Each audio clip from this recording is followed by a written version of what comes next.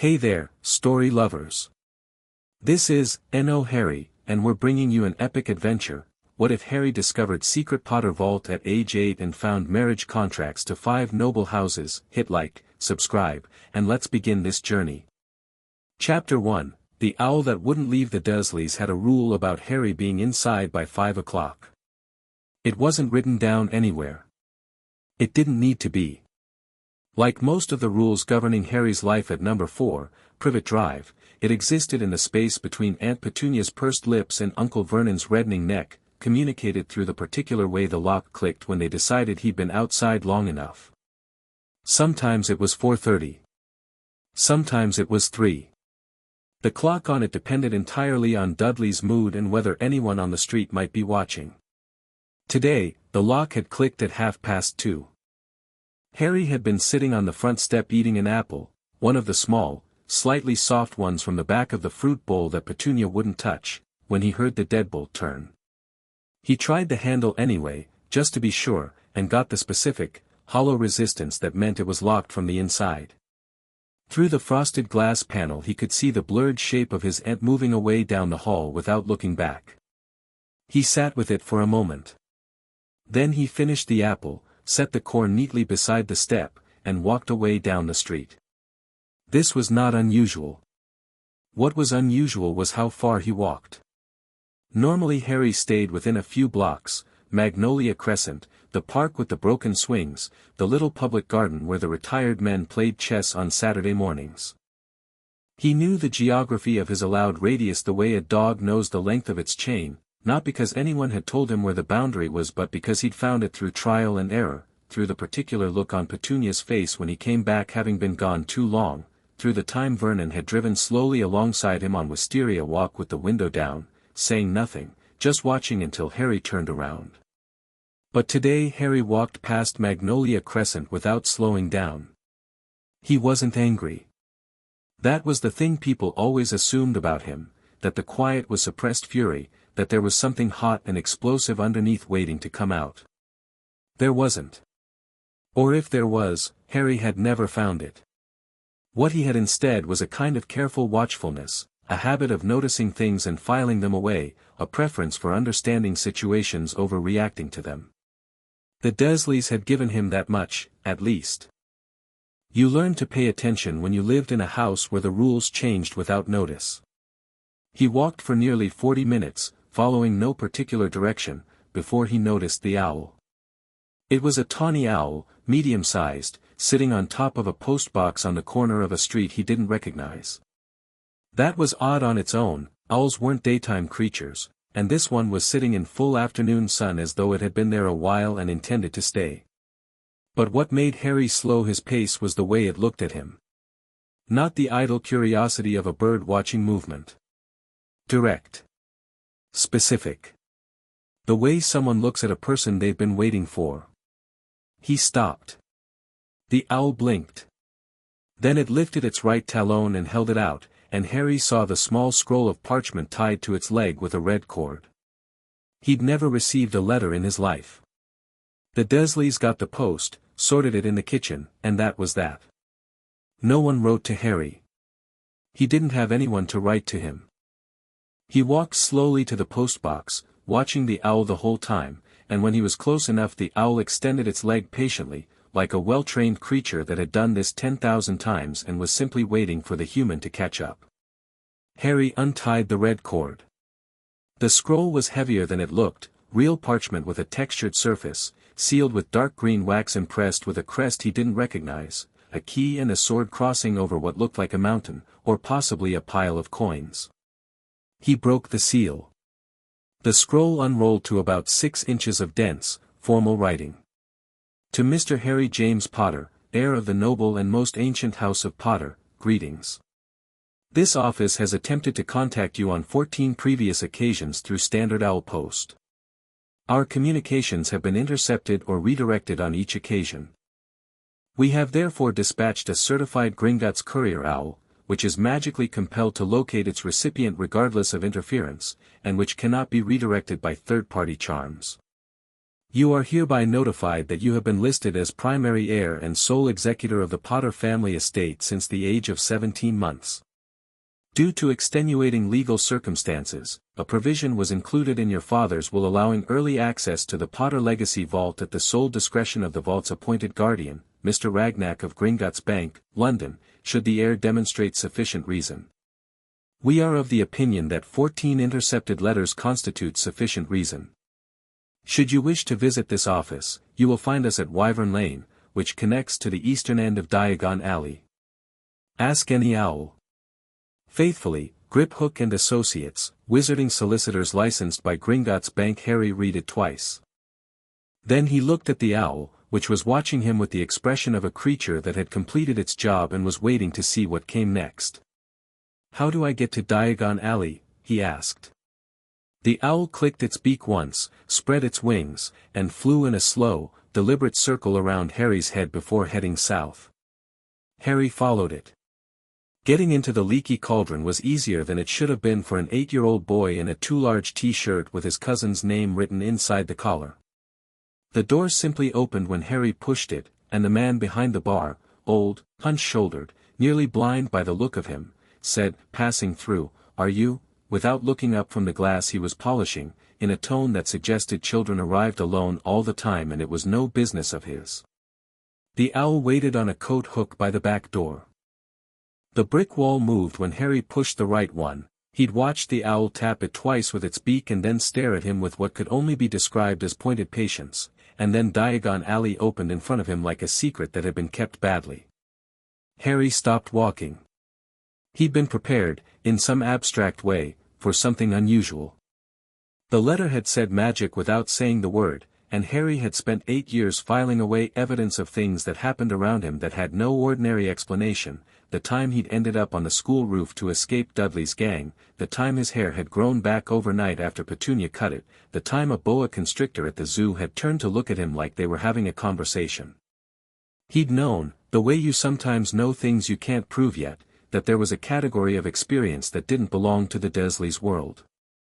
But knowing it abstractly and walking into a cobblestone street where a witch was haggling over a cauldron while a small dragon snapped at her robes from behind a reinforced cage was a different thing entirely. He stood in the entrance for about 10 seconds. Then he stepped forward, because the owl was already moving ahead of him and he had no intention of losing it. Wyvern Lane was exactly where the letter said it was, a narrow turning off the eastern end of Diagon Alley, easy to miss if you weren't looking, marked with a small bronze plaque that said Wyvern Lane, Professional Services in letters that seemed to rearrange themselves slightly when you looked away. The owl landed on a sign above a door that read Grip Hook and Associates and then flew off without ceremony, its job apparently complete. Harry pushed the door open. The office inside was small and well organized, which surprised him. He'd half expected something dusty and ancient, scrolls piled to the ceiling, ink-stained everything. Instead it was clean and efficient, with 3 desks arranged in a neat row, low-backed chairs for waiting, and walls lined with locked cabinets whose keyholes were all slightly too small for normal keys. Behind the middle desk sat a goblin. Harry recognized the species from the letter's affiliation, though he'd never seen one in person, who was perhaps 2/3 Harry's height with long, clever fingers and eyes the color of polished bronze. The goblin looked up, looked at Harry for a long moment, and said, "You are shorter than the portrait." "What portrait?" Harry said. "The one in Vault 1077. The goblin stood, and Harry noticed he moved with the contained efficiency of someone who never wasted motion. "I am Ragnock." "Not Ragnack," the letter had a typo, which I have documented. "You are Harry James Potter." It wasn't a question. Harry answered it anyway. "Yes." "You came alone." The owl didn't wait for me to find company. Something shifted in Ragnock's expression, not quite a smile, but an adjustment in the quality of his attention, like a scale that had just registered unexpected weight on one side. "Sit down, Mr. Potter. We have a great deal to discuss, and I would prefer to assess your comprehension before we proceed to the vault." Harry sat. "What do you need to assess?" "Whether you are the sort of person who will faint when confronted with large numbers." Ragnar opened a thick leather folder. Some people do. It is not useful. I won't faint. We shall see. Ragnar set the folder on the desk between them, open to the first page. The Potter estate as of today consists of 4 vaults at Gringotts, 2 properties in Britain, 1 property in France, controlling interest in 7 wizarding businesses, and investment portfolios in both the wizarding and Muggle financial systems. The total estimated value in Muggle sterling is, he named a number. Harry did not faint. He did go very still, which Ragnar noted with what appeared to be professional satisfaction. The primary vault, Vault 687, the one most people know about, contains a modest fund set aside specifically for your education and living expenses, Ragnar continued. The Legacy Vault, Vault 1077, has been sealed since your father's death. It contains property deeds, investment records, the Potter family grimoire, correspondence, personal effects, and a collection of sealed documents your father specified were to be opened by the heir upon first access. He paused. There is also a collection of contracts. The letter mentioned contracts, Harry said. Marriage contracts, Ragnar said, watching him carefully. 5 of them. Signed by your father on your behalf before your first birthday, in accordance with old wizarding law. Each one binds you to a child of a noble and most ancient house.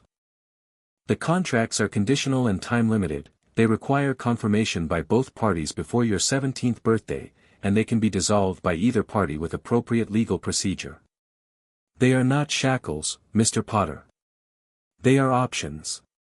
But they are legal options, and the families involved are aware of them. Harry absorbed this. Which families? Ragnar listed them. Harry filed each name away carefully, in the way he filed everything, not panicking, not rejecting it, just setting it in a mental row where he could look at it from different angles. Why did my father sign 5? Wouldn't one be enough? Your father was a strategist, Ragnar said, and for the first time there was something that sounded almost like approval in his voice. He signed contracts with houses whose political alignment, when combined, would constitute a majority bloc on the Wizengamot. 5 houses, 5 votes, all of them linked to yours. As your alliances, they become your votes. He closed the folder. In short, your father did not simply leave you money. He left you a position. The office was quiet for a moment. Outside, Harry could hear the muffled noise of Diagon Alley, someone arguing about a price, a child crying, the distant clang of a forge. Can I see the vault? Harry asked. Gringotts Bank was everything the little office was not, vast, echoing, with a ceiling that vanished into shadow and a floor of pale marble veined with gold that caught the light in moving patterns. The goblins behind the long counter moved with the same contained efficiency as Ragnar, and several of them glanced at Harry as Ragnar walked him through, with expressions that were hard to read. Not unfriendly. More like professional curiosity about a variable that had finally resolved itself. The cart ride to Vault 1077 was longer than Harry expected, corkscrewing deep into the earth on tracks that glowed faintly blue in the dark, passing sealed doors carved with runes that pulsed with contained light. Harry held the edge of the cart with both hands and watched the walls go past and said nothing, because the nothing felt right. It was the kind of silence you kept when you understood that something important was happening and talking would only dilute it. Ragnar spoke once during the descent, without looking at him. Your father was a good client. Prompt in his correspondence, clear in his instructions, honest about his uncertainties. He updated the vault specifications 3 times in the year before his death. He knew he might die, Harry said. He knew Voldemort was trying to kill him. Yes. The cart stopped. Vault 1077 had no number visible on the door. Instead, the stone around the frame was carved with a dense pattern of interlocking vines and small angular symbols, runes, Harry would later learn, but for now they were just patterns that seemed to breathe slightly when he looked at them directly. The door itself was black iron, and set into the center of it was a handprint slightly larger than Harry's, glowing a dim, warm amber. The vault responds to Potter blood, Ragnar said. Put your hand against the print. Harry pressed his palm flat to the iron. The cold of it hit him first, a deep, bone-level cold that ran up his arm and into his chest, and then the amber light brightened sharply, shifting to gold, and Harry felt something he had no word for, a recognition that moved through him like a current, as though the vault had been waiting for this specific moment and was expressing, in whatever way old magic could express things, that it was glad he'd come. The door swung open. The room beyond was larger than it had any right to be. This was magic, Harry reminded himself. Normal rules didn't apply. The space was perhaps the size of a large living room, stone-walled, lit by a warm golden light that came from nowhere specific, with shelves along 3 walls and in the center a low, heavy table made of dark wood. On the shelves were boxes, folders, rolled parchments in labeled cases, small locked chests, objects wrapped in cloth. Everything organized. Everything labeled in the same precise, slightly slanted handwriting. His father's handwriting, he realized. He'd never seen it before. He recognized it anyway, in some deep, wordless way. It looked like what he imagined James Potter to have looked like, energetic and purposeful with occasional moments of careful precision. On the center table, set apart from everything else, were 3 items. A large, leather-bound book with a Potter family crest embossed on the cover. A rolled parchment sealed with the same green wax as the letter that had found him today. And a small framed photograph. Harry went to the photograph first. 2 people, a man and a woman, standing in front of a house he didn't recognize, laughing at something off-camera. The man had Harry's exact hair, the same hopeless dark chaos, and his mother's eyes were the thing people always said about him, "You have your mother's eyes," and now he understood what they meant because looking at Lily Potter's face was like looking at his own eyes in a mirror, that specific shade of green that he'd never seen on anyone else. They were both young. They were both moving in the photograph, caught in a moment of ordinary happiness, and they had no idea what was coming. Harry set the photograph down carefully. He opened the sealed parchment next. Harry, if you're reading this, you found the vault. You found it early, which means something went wrong, not just with Voldemort, which we knew was coming, but with whatever arrangements we made for you. So things didn't go the way we hoped. I'm sorry about that. I want to tell you everything, but your mother pointed out that if I try to write everything down, I'll write a novel, and what you actually need right now is probably more practical. So. The practical things, the grimoire on the table is the Potter family spellbook. It goes back 11 generations. Some of it is historical, some is theoretical, and the last 3 chapters are spells I wrote or modified myself. Your mother helped with most of the theory. The protective enchantments alone are worth the read. Start there if you want to understand what I was trying to build for you. The contracts in the brown folder on the second shelf are the marriage contracts. I know that sounds strange. I need you to understand why I did it. When Voldemort rose, he didn't just kill people. He systematically destroyed alliances. He drove wedges between old families, isolated moderates, made neutrality feel like the only safe choice. When he was gone, and I believed he would be gone, one way or another, the wizarding world was going to need to be rebuilt. I signed those contracts because the 5 houses involved represent 5 different centers of political gravity in the wizarding world. Together, they would create something none of them could create alone. A coalition stable enough to hold. I signed them for you, but I want to be clear, they are not obligations. They are gifts. Each of those families has a child roughly your age who may become one of the most important people in your life, or may become simply an ally, or may choose to dissolve the contract entirely. That is their right and yours. What I've given you is an introduction, not a sentence. There are other documents in the vault. Wills, deeds, investment instructions, a full accounting of what we had and where it went. Ragnarok will help you understand whatever you don't. One last thing. There is a sealed document at the back of the brown folder, behind the contracts. It concerns your godfather, Sirius Black. Read it carefully. What happened to him was not right, and if anyone can correct it, it might be you. We loved you. Present tense. That's the only thing about this letter that isn't practical, but it's the one thing I most need you to know. James Harry read the letter twice, sitting on the edge of the table in the warm golden light of the vault, and when he was done he folded it carefully along its original creases and held it in both hands for a moment. He wasn't crying. He was doing the thing he'd learned to do with big things, turning them over slowly in his mind, finding the edges, understanding the shape of them before deciding what to do. Then he reached for the grimoire. He stayed in the vault for 3 hours. Ragnarok waited outside without complaint, which Harry suspected was a professional courtesy extended specifically because of who he was and who his father had been. Inside, Harry read with the focused intensity that had always been his best quality, the one the Dursleys had never managed to extinguish, the one that had gotten him through 4 different primary schools at which he was expected to fail and had instead, quietly, and without making a fuss about it, come top of his class in every subject except the ones where teachers had called the Dursleys about it and Petunia had arranged for the marks to be quietly revised downward. The grimoire opened like a conversation with someone who had been expecting him. The first section was historical, generations of Potters, their accomplishments and magical specializations, written in different hands across centuries. The Potters were not the oldest family in Britain, but they were consistent. Every generation produced at least one genuinely exceptional practitioner, and the family magic had a specific character that recurred, adaptive, intuitive, strongest under pressure, deeply tied to intent.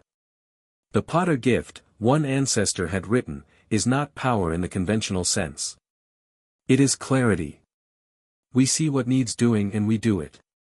This has gotten us into a great deal of trouble historically, but it has also saved a considerable number of lives. The protective enchantment section was dense and technical, but Harry worked through it methodically, reading it twice when he didn't understand the first time, which was often. What emerged from the density was a picture of his father as a magical theorist of genuine ability, someone who thought about magic structurally, who understood it the way an architect understood load-bearing walls, who could see how one piece connected to another. The last section, the spells James had written himself, was where Harry stopped moving and simply read, because these were the most personal, full of small marginalia in his father's handwriting, questions and observations and one note that simply said Lily disagrees with the wand angle on this one and she is probably right, see her notes on page 207. Page 207 was in a different hand, smaller and more precise, and explained a modification to the wand movement that made the spell significantly more efficient. At the bottom of the page, in James's handwriting again, she was right. She is always right. I have stopped being surprised by this. Harry found that he was smiling. He closed the grimoire and went to the brown folder. The 5 contracts were each on a single sheet of heavy cream parchment, dense with legal language that he read carefully even when he didn't understand all of it. The structure became clear quickly, each contract named a family, named a child, specified terms of engagement and conditions of dissolution, and included a rider section that detailed what each house brought to the alliance. His father had been thorough. Reading the riders was like reading a strategic document, he could see exactly how the pieces were meant to fit. Longbottom, old land, old magic, military heritage. Greengrass, financial holdings, political connections in continental Europe, social influence in the neutral bloc. Bones, law enforcement, judicial access, ministry standing. Abbott, agricultural holdings, Hufflepuff network, quiet but enormous influence over trade guild voting. Black, oldest magic in Britain, Wisengamot seats, and what the contract called irreplaceable ancestral resources that were not further specified. 5 houses. 5 different kinds of power. And at the center of all of it, a position for the House of Potter that wasn't just wealthy but structurally necessary, the keystone that made the arch hold. Harry set the contracts down. Then he reached for the sealed document at the back of the folder. It was thicker than the others, sealed with red wax instead of green, and stamped along the edge with a Gringotts authentication mark. He broke the seal. What was inside was a legal brief. Dense, precise, annotated in 3 different hands, his father's, his mother's, and a third he didn't recognize that later turned out to be the previous senior partner at Grip Hook and Associates. The brief laid out, in exhaustive and well-sourced detail, the circumstances surrounding the arrest and imprisonment of Sirius Orion Black. Harry read it once quickly, just for the shape of it. Then he read it again slowly. When he was done, he sat quietly for a moment. Then he picked up all the documents, stacked them carefully, placed the photograph on top, and carried them to the vault door. "Ragnarok," he said. "I need to understand the wizarding legal system." The goblin looked at him with those bronze eyes. "That is a large subject." "I know. Can we start today?" Ragnarok looked at him for a long moment, assessing, not dismissive. Then he stepped back from the vault door and gestured toward the cart. "Come. We will use my office. I have files." Harry didn't leave Gringotts until nearly 7 in the evening. By the time he walked back through the leaky cauldron and found his way to a payphone, using coins from the small change purse Ragnarok had pressed into his hand with the air of someone solving a logistical problem, he'd had 2 hours of dense education in wizarding law and governance, eaten a sandwich that appeared without explanation around 4 o'clock, and come away with a short list of things he needed to do and a longer list of things he needed to understand before he could do them. The list was organized in his mind by priority, the way his mind always organized things. Top priority: establish a legal representative empowered to act on his behalf, since he was 8 and couldn't sign contracts himself. Second priority: get the Potter Vault 687 access card that would let him actually buy things, because Ragnarok had been clear that he couldn't simply transfer funds to Muggle accounts without jumping through considerable procedural hoops, but he could have a spending account in Diagon Alley. Third priority: read the rest of the grimoire. Fourth priority, and this one was circled in his mental list with something brighter than urgency, more like a cold, clear anger wearing patience as a coat, Sirius Black.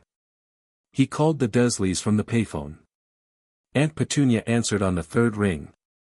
"It's me," Harry said. "I'm going to be late." There was a long pause on the other end of the line. "Where are you?" "I found something interesting. I'll explain when I get home." "You'll explain now, young man, Aunt Petunia," Harry said, in the calm, level tone that he had discovered worked better on her than any argument or pleading. "I'll be home in an hour. Everything is fine." He hung up. He stood for a moment with his hand still on the receiver, looking down the street toward the distant shimmer of Diagon Alley, and thought about a man sitting in a prison he'd been put in without a trial, for a crime the documents in Harry's arms made clear he hadn't committed. Then he started walking, because standing still wasn't useful. He was home by 8, which was not an hour but was better than he'd managed to suggest it might be. The front door was unlocked, which meant Petunia had left it unlocked for him, which meant she'd been worried, which Harry filed away as a data point about his aunt that didn't fit her usual pattern and was therefore interesting. He came in quietly, set the grimoire and the documents on the floor of the cupboard under the stairs, and went to the kitchen, where Petunia was sitting at the table with a cup of tea that had gone cold, and Vernon was at the other end reading the paper with the focused intensity of a man who was pretending not to be listening. "Sit down," Petunia said. Harry sat. She looked at him for a long moment. Petunia Dursley was not a warm woman, and she was not kind to Harry in any way that would bear examination, but she was intelligent, and sometimes when she looked at him there was something in her face that wasn't the usual tight dismissal. Something older and more complicated. "Where were you?" she said. "I found a letter," Harry said. "It was from, there are things about my parents that I didn't know. I went to find out about them." He paused, choosing the next words carefully.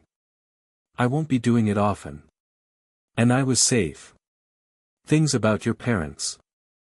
Petunia's mouth pressed into a thin line. "What sort of things?" "Financial things," Harry said, which was technically true. "Legal things."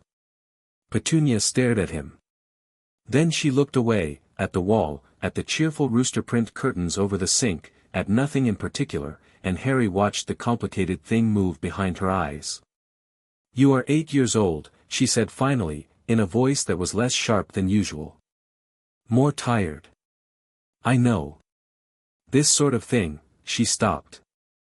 Started again. Your mother got involved in things she shouldn't have. At your age. Earlier. She always thought she could manage things that were too large for her. She managed pretty well, Harry said quietly. From what I read. Petunia's head turned back to him. They looked at each other across the kitchen table, and for a moment Harry felt the odd sensation of being seen clearly by his aunt, which almost never happened, and which was more uncomfortable than her usual blank dismissal. You're too like her, Petunia said, and it didn't sound like a criticism, exactly. Go to bed. Harry went. In the cupboard under the stairs, in the dark, he lay on his narrow cot with the grimoire resting against his chest and stared at the underside of the stairs above him. The wood was close enough that he could trace the knots in it by memory. He'd been doing that since he could remember. He thought about what Ragnar had told him about the Wizengamot. About what his father's letter had said about rebuilding. About a man in Azkaban who had never had a trial. He thought about walking into Diagon Alley today, about the way the magical world had simply opened for him like something that had been waiting, not with fanfare, not with drama, but with the quiet rightness of a key fitting a lock. He wasn't afraid. He thought he probably should be, or at least should feel more overwhelmed than he did. But the predominant sensation was something more like relief, the specific relief of a person who has spent a long time in a cramped space discovering that the wall they'd been pressing against was actually a door. He opened the grimoire to the first page of his father's personal notes and read by the thin slant of light that came under the cupboard door from the hall, and the words felt less like history and more like instructions. He read until midnight. When he finally slept, his dreams were not of Privet Drive. They were of vaults and parchment and 5 names written in his father's precise hand, and a sense, deep and unshakable, that things were about to change in ways that were going to be significantly more interesting than anyone expected. Including, Harry thought, himself. In the morning he was up before 5, before Petunia, before Vernon's alarm, moving quietly through the kitchen to make his own tea. He sat at the table with the legal brief on Sirius Black spread in front of him and read it a third time, making small notes in the margins with a pencil stub he'd found behind the bread bin. The core of it was simple. Underneath the legal language, Sirius Black had been James Potter's best friend and secret keeper, except that at the last minute, James had switched, putting the secret keeping onto another man, Peter Pettigrew. Pettigrew had been the one who betrayed them. When Sirius caught up with him, Pettigrew had faked his own death, killed 12 muggles with a single curse, and escaped in the chaos, leaving Sirius surrounded by bodies and looking guilty. And no one had asked Sirius for his side. No trial. No Veritaserum. No formal examination of the evidence. They'd simply put him in Azkaban and moved on, because the war was over and they wanted it to stay that way. Harry wrote in the margin, Pettigrew equals alive. Where? And below that, who benefits from Sirius staying in Azkaban? And below that, Ragnar said the Wizengamot can call for prisoner review. What does that take? He was still writing when Petunia came downstairs, stopped in the kitchen doorway, looked at the papers spread across her kitchen table, and pressed her lips together so hard they disappeared. Breakfast, she said, after a moment that lasted slightly longer than was comfortable. I'll make it, Harry said, without looking up. Eggs? Another pause. Yes, Petunia said, in the voice of a woman who had decided to deal with something later. Harry got up and made the eggs. Outside, the summer morning was pulling itself together in the grey English way, clouds moving east with slow purpose, the streets still empty except for a milk float and someone's cat sitting on a wall with elaborate indifference to the world. Harry cooked and thought and ate his breakfast while the legal brief sat beside his plate, and he made a list in his head of everything he needed to do before he could go back to Gringotts. The list was long. He was fine with that. 3 weeks later, Harry Potter walked back into Grip Hook and Associates with a leather satchel over one shoulder, found at a charity shop for 50 pence, containing the full portfolio of his father's documents, a notebook filled with questions organized by category, and the grimoire, which he was carrying everywhere now and had read front to back twice. His hair was still impossible. His glasses were still held together with tape on the left arm. He was still wearing clothes that were technically Dudley's. But he sat across from Ragnarok with the specific composure of someone who has spent 3 weeks understanding a problem and has arrived with something to say about it. "I've been thinking about the Wisengamot petition," Harry said. "For Sirius Black." Ragnarok folded his hands. "Have you?" "The petition requires a sitting Wisengamot member to file it. I have a hereditary seat through the House of Potter, but I can't take it myself until I'm 17. However," Harry opened his notebook to the relevant page, "a proxy can hold the seat on my behalf, and the proxy has all the voting and filing rights of the seat holder." "Correct," Ragnarok said. "So I need to appoint a proxy." Harry looked up. Would Gringotts accept this appointment? The bronze eyes were very still. "You are asking a goblin to hold a wizarding Wisengamot seat on your behalf. You'd be acting as my legal representative, not as yourself. The seat would still be Potter's. You'd just be the voice." Harry paused. "Unless there's a legal reason it wouldn't work." There was a long silence. "There is no precedent," Ragnarok said slowly. "Is there a law against it?" An even longer silence. "No," Ragnarok said. "There is not." "Then it's worth filing," Harry said. "The worst they can do is say no, and then we'd know for certain." Something moved in Ragnarok's expression that Harry was starting to recognize, that adjustment on the scale, the recalibration. The goblin looked at him for a long moment with something that might, in another species, have been respect. "I will have the paperwork drafted," Ragnarok said. "Come back Thursday." Harry nodded and made a note in his notebook. "I also need to start contacting the 5 houses. The contracts say there's a formal etiquette for the initial approach."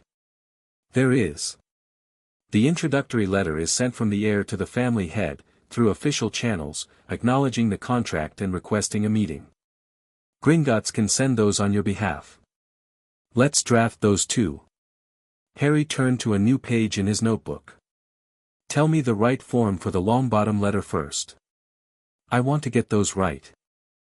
Outside, Diagon Alley was going about its morning business, entirely unaware that in a small, efficient office on Wyvern Lane, an 8-year-old boy was methodically and without any fuss at all beginning to reassemble a legacy that half the wizarding world had assumed was finished. He had no idea, yet, how many people were going to be surprised by that. He was going to find out very soon. Chapter 2, 5 names on parchment. The letters went out on a Tuesday. Ragnarok sent them by certified Gringotts owl, the same kind that had found Harry 3 weeks ago, the kind that couldn't be redirected, and each one was sealed with the Potter family crest in green wax and written in formal wizarding etiquette that Ragnarok had dictated and Harry had copied 3 times until the phrasing felt right. Not stiff. Not aggressive. Just clear. "I am aware of the contract. I would like to meet. Here is when I am available." Harry had debated the last part for 20 minutes. "You're 8, Ragnarok had said, with the air of someone stating a fact rather than a limitation. "The families will want to assess you. Giving them a choice of meeting times communicates confidence without aggression. What if they don't respond?" "They will respond. 3 of the 5 families have been waiting for this letter since you were 18 months old. The other 2 will respond out of sheer curiosity."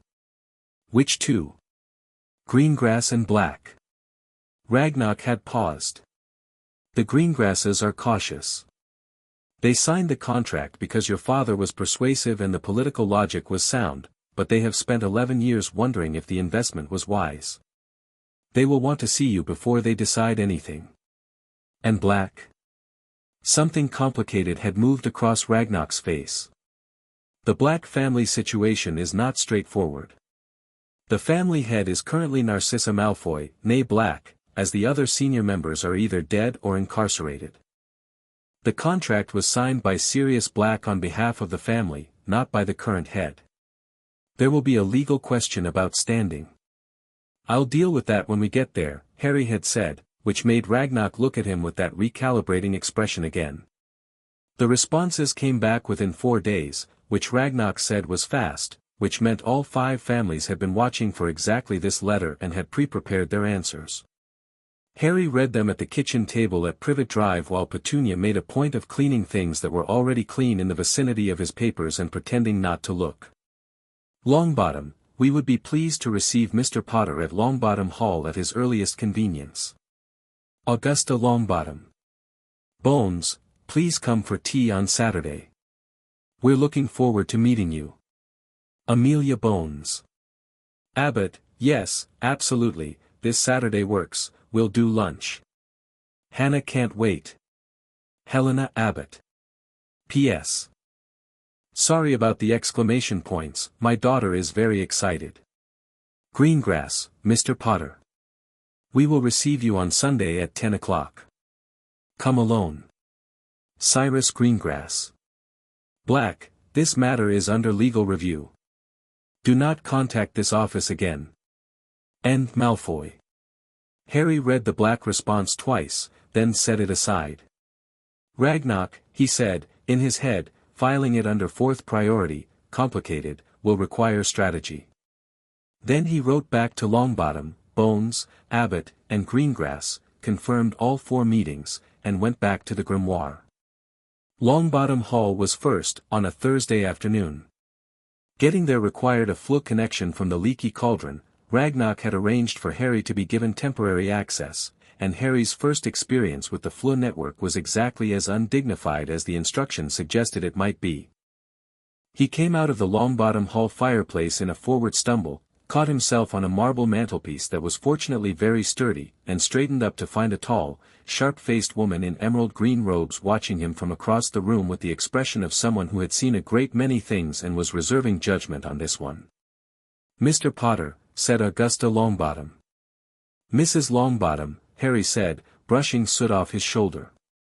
Thank you for the invitation. She looked at him.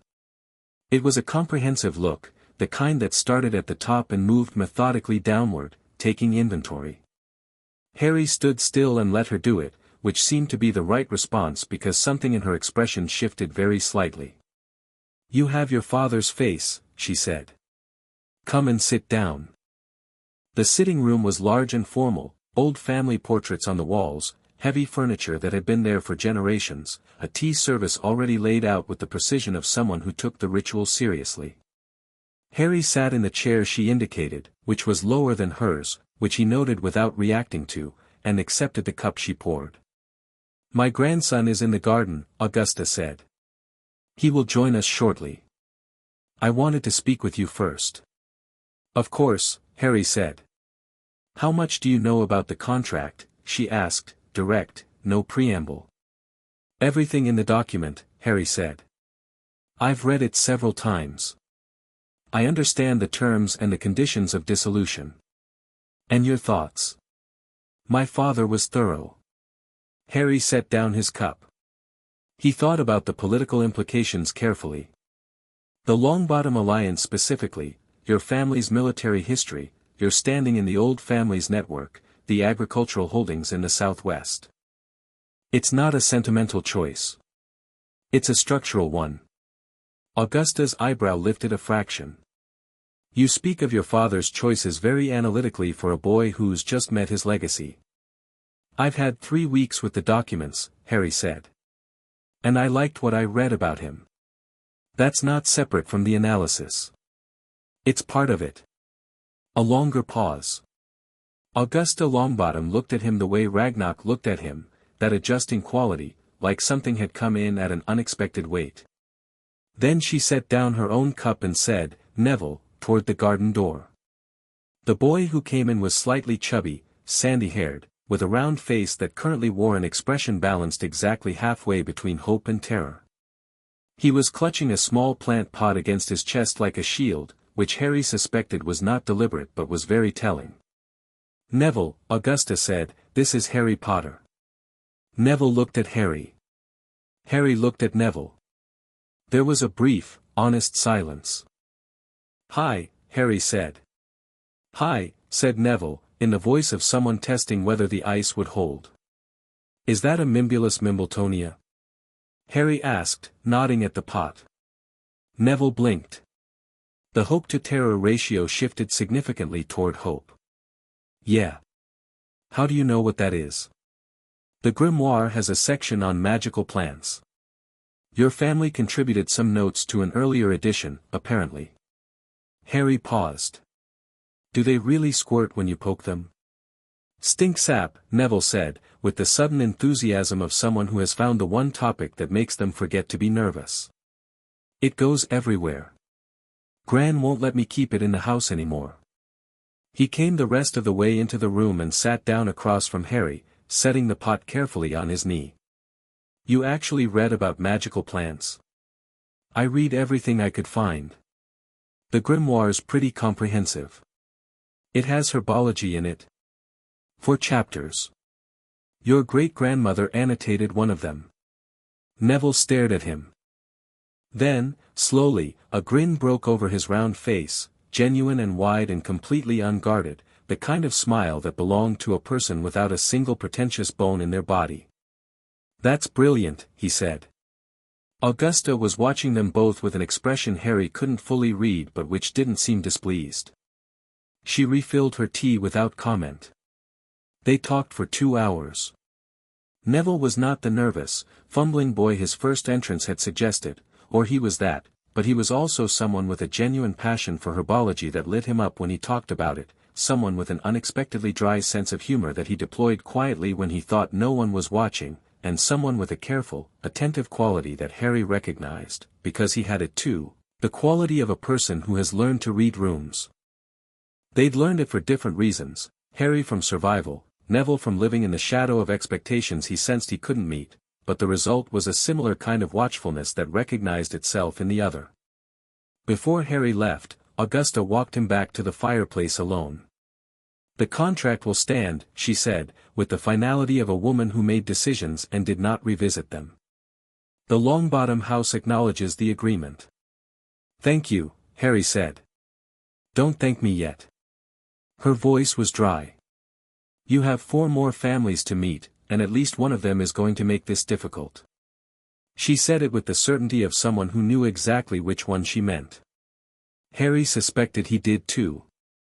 One last thing, Augusta said, as he picked up the flu powder. My grandson has not had many friends. The contracts are political. What happens between you and Neville, that is personal. Don't conflate them. I won't, Harry said. He meant it entirely. He went through the flow, and behind him, Augusta Longbottom turned back to the room where Neville was still sitting with his plant pot, talking to it quietly, a habit she usually discouraged, and she did not, for once, tell him to stop. The Bones estate was in the countryside north of London, and Amelia Bones met Harry at the gate herself, which he later understood was unusual. She was a square-shouldered woman with a monocle and short grey-streaked hair, and she shook his hand with the no-nonsense grip of someone who had spent 20 years in law enforcement and considered proper handshakes a basic professional courtesy regardless of the age of the person involved. Harry Potter, she said, looking at him steadily. You look like your father. People keep saying that, Harry said. It's accurate. She turned and walked toward the house, expecting him to follow. You also have your mother's eyes. She was a remarkable witch. I know, Harry said. I've been reading about her. Amelia glanced back. Reading about her? She did modifications to the protective enchantments in the grimoire. The theory is impressive. She had a way of seeing how different spellwork interacted structurally. The annotations are clearer than the original text in some places. Amelia was quiet for a moment. You've had the vault for 3 weeks and you've read the whole grimoire. 3 times, Harry said. She made a short sound that might have been approval. Susan is inside. She's been wound up tight about this all week, so I'd appreciate it if you didn't do anything alarming in the first 5 minutes. What counts as alarming? She has a list, Amelia said. Most of it is unlikely. But she worries. They went inside. Susan Bones was sitting at the kitchen table with a glass of pumpkin juice and what had clearly been a book until about 30 seconds ago when she'd put it down at an angle that suggested she'd heard them coming up the walk. She was a round-faced girl with warm strawberry blonde hair and brown eyes that were currently doing a very controlled version of the same inventory taking her aunt had done at the gate, except that Susan's version was less clinical and more searching. Like she was looking for something specific and wasn't sure she'd find it. "Hi," Harry said. "Hi," said Susan, steadily. Then, after a brief pause, "Do you want pumpkin juice? I can get you some. Please." She got up and poured him a glass, and the small domestic action seemed to settle something in her. The tension in her shoulders dropped slightly and she sat back down with the ease of someone who was good in social situations when given a clear role in them. They were left alone almost immediately. Amelia said she had correspondence to deal with and departed with the air of someone who had decided the best thing she could do was remove herself from the equation. Harry suspected she was listening from the next room, but the absence of adult supervision changed the atmosphere, and Susan seemed to know it. "This is weird," Susan said, about 10 minutes into the conversation. "Very," Harry agreed. "I've known about the contract since I was 6. She wrapped both hands around her glass. Aunt Amelia, I mean, she's my guardian, she prefers Aunt, she sat me down and explained it. She was very thorough. She explained the political context and the historical precedent and all the ways it could be dissolved." She looked at him. She was trying to make it less scary. "Did it work?" "Sort of. It mostly made it more complicated." Susan turned her glass in her hands. "She said your family was good. That your dad was a good man and your mum was brilliant. She was angry about what happened to them." A brief pause. "She was angry for a long time. She's still angry, but it's quieter now." Harry thought about the war. About what it had left behind, parents dead, children orphaned, old families broken apart, a world that had to be rebuilt by the people who'd survived it. He thought about Susan, 6 years old, being sat down at a kitchen table and given a careful explanation of a complicated inheritance. "Were you angry?" he asked. Susan looked at him, and the searching quality in her eyes found something, because the tension in her face released into something more honest. "Yes," she said. "I wanted to be angry at you, actually. Because it was easier to be angry at someone who was there. But you weren't there either, were you?" "No," Harry said. "We're in the same position, really. Someone made a decision for us before we could make it ourselves." Susan nodded slowly. Then she said, with the quiet directness of someone who had made up her mind, "I don't want to dissolve it. Just so you know. I think what your dad was trying to build was a good idea. Aunt Amelia thinks so too, even if she won't say it out loud." She paused. "But I'd like to actually know you. Not just be politically allied with you." "That seems like the right order," Harry said. She smiled, warm and genuine, a Susan Bones smile that Harry would later understand was one of the most reliable things in his life, because when Susan Bones smiled at you like that it meant you had done something that was straightforwardly good and she was acknowledging it simply, without agenda. "Okay," she said. "Do you play Exploding Snap?" "I don't know what that is." Susan's eyes lit up. "Oh, this is going to be fun." She got up to get the cards, and Harry sat at the Bones kitchen table in the afternoon sun, and thought that his father, for all the things that had gone wrong, had not been bad at picking families. The Abbott meeting was nothing like the first two. Helena Abbott met Harry at the door to a rambling, cheerful farmhouse west of Godric's Hollow and immediately offered him 3 different types of biscuit, said, "Don't mind the chickens," about a chicken that was inexplicably on the front step, and launched into an explanation of where Hannah was that involved 4 separate sub-stories and showed no sign of concluding. Harry stood in the doorway, accepted a biscuit, and followed the narrative as best he could. Hannah Abbott appeared from around the corner of the house wearing mud-caked boots and carrying a basket of something that might have been herbs, stopped when she saw Harry, looked at him for about 1 second, and said, "So you're real?" "Generally," Harry said. "Hannah," her mother said. This is Harry Potter. I know who he is, Mum, that's what I meant. I was starting to think he might be theoretical. Hannah set down her basket, pulled off her boots, leaving them on the step next to the chicken, which did not seem bothered, and gestured inside. Come on then. I'll put the kettle on. Hannah Abbott was, Harry discovered very quickly, entirely without pretense. She didn't do the careful inventory taking, didn't have prepared questions, didn't run the meeting like an interview. She put the kettle on, cut him a large piece of something she called treacle tart and he immediately agreed was the best thing he had ever tasted, and sat across from him at a kitchen table covered in gardening books and loose parchment and said, "Right, so, my dad explained the contract thing and I have thoughts." "Let's hear them," Harry said. "It's absurd," Hannah said, cheerfully. In a fine old wizarding tradition sort of way. Like, obviously it made sense politically, and obviously our families are all very impressive and serious about it, but the actual practical reality is that we're 8 and someone decided we'd get married before any of us could talk. That's objectively funny. It is, Harry agreed.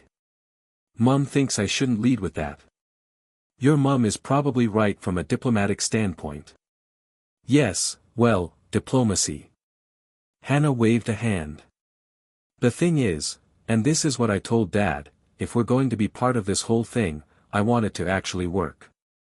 Not just be a political arrangement that everyone tolerates. That sounds miserable. She looked at him directly.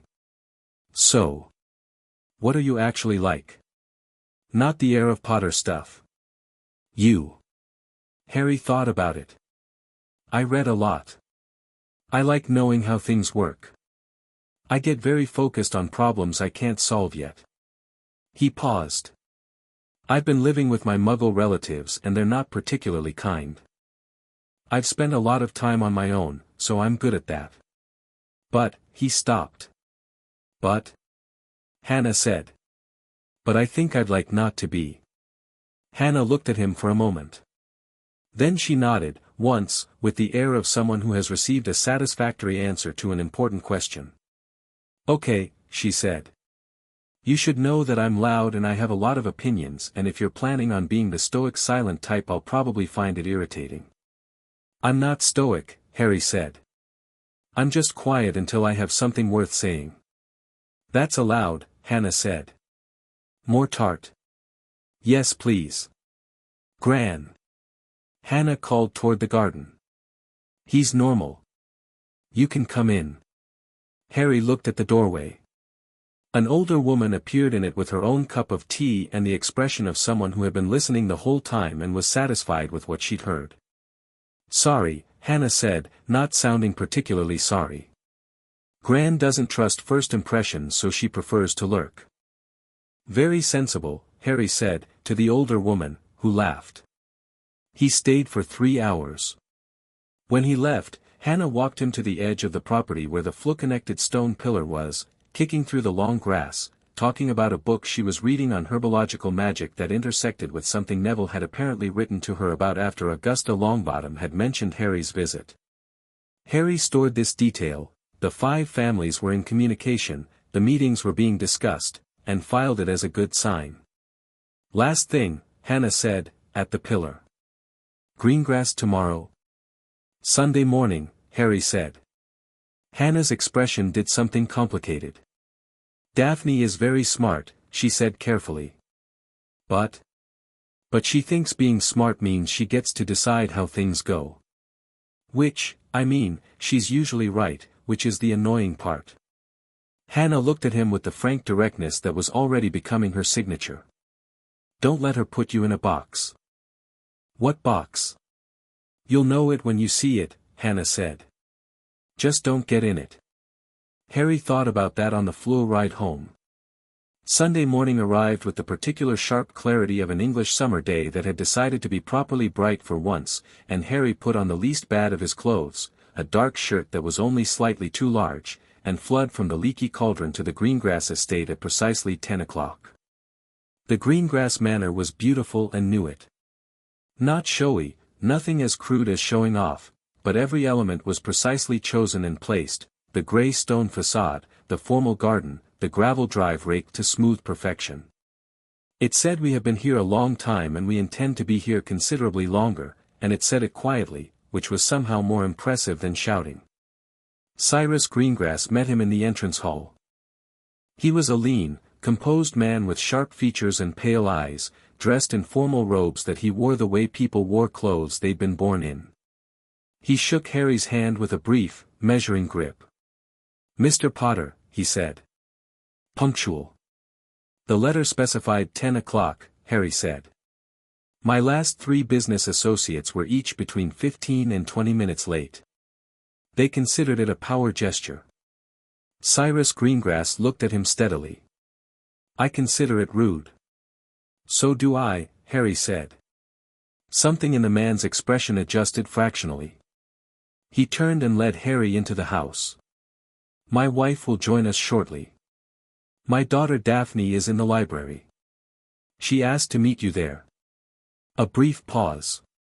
"She made this request after I told her you had read the Potter grimoire 3 times in 3 weeks. Is the library a test?" Harry asked. "Everything with Daphne is a test," Cyrus said, without particular inflection, and Harry couldn't tell if this was a warning or simply a statement of observable fact. The library was on the 2nd floor, 2 rooms wide, with tall windows that let in slanted morning light and walls lined floor to ceiling with books organized in a system Harry itched to understand. Daphne Greengrass was standing at one of the long tables in the center of the room when he came in, and she did not look up immediately.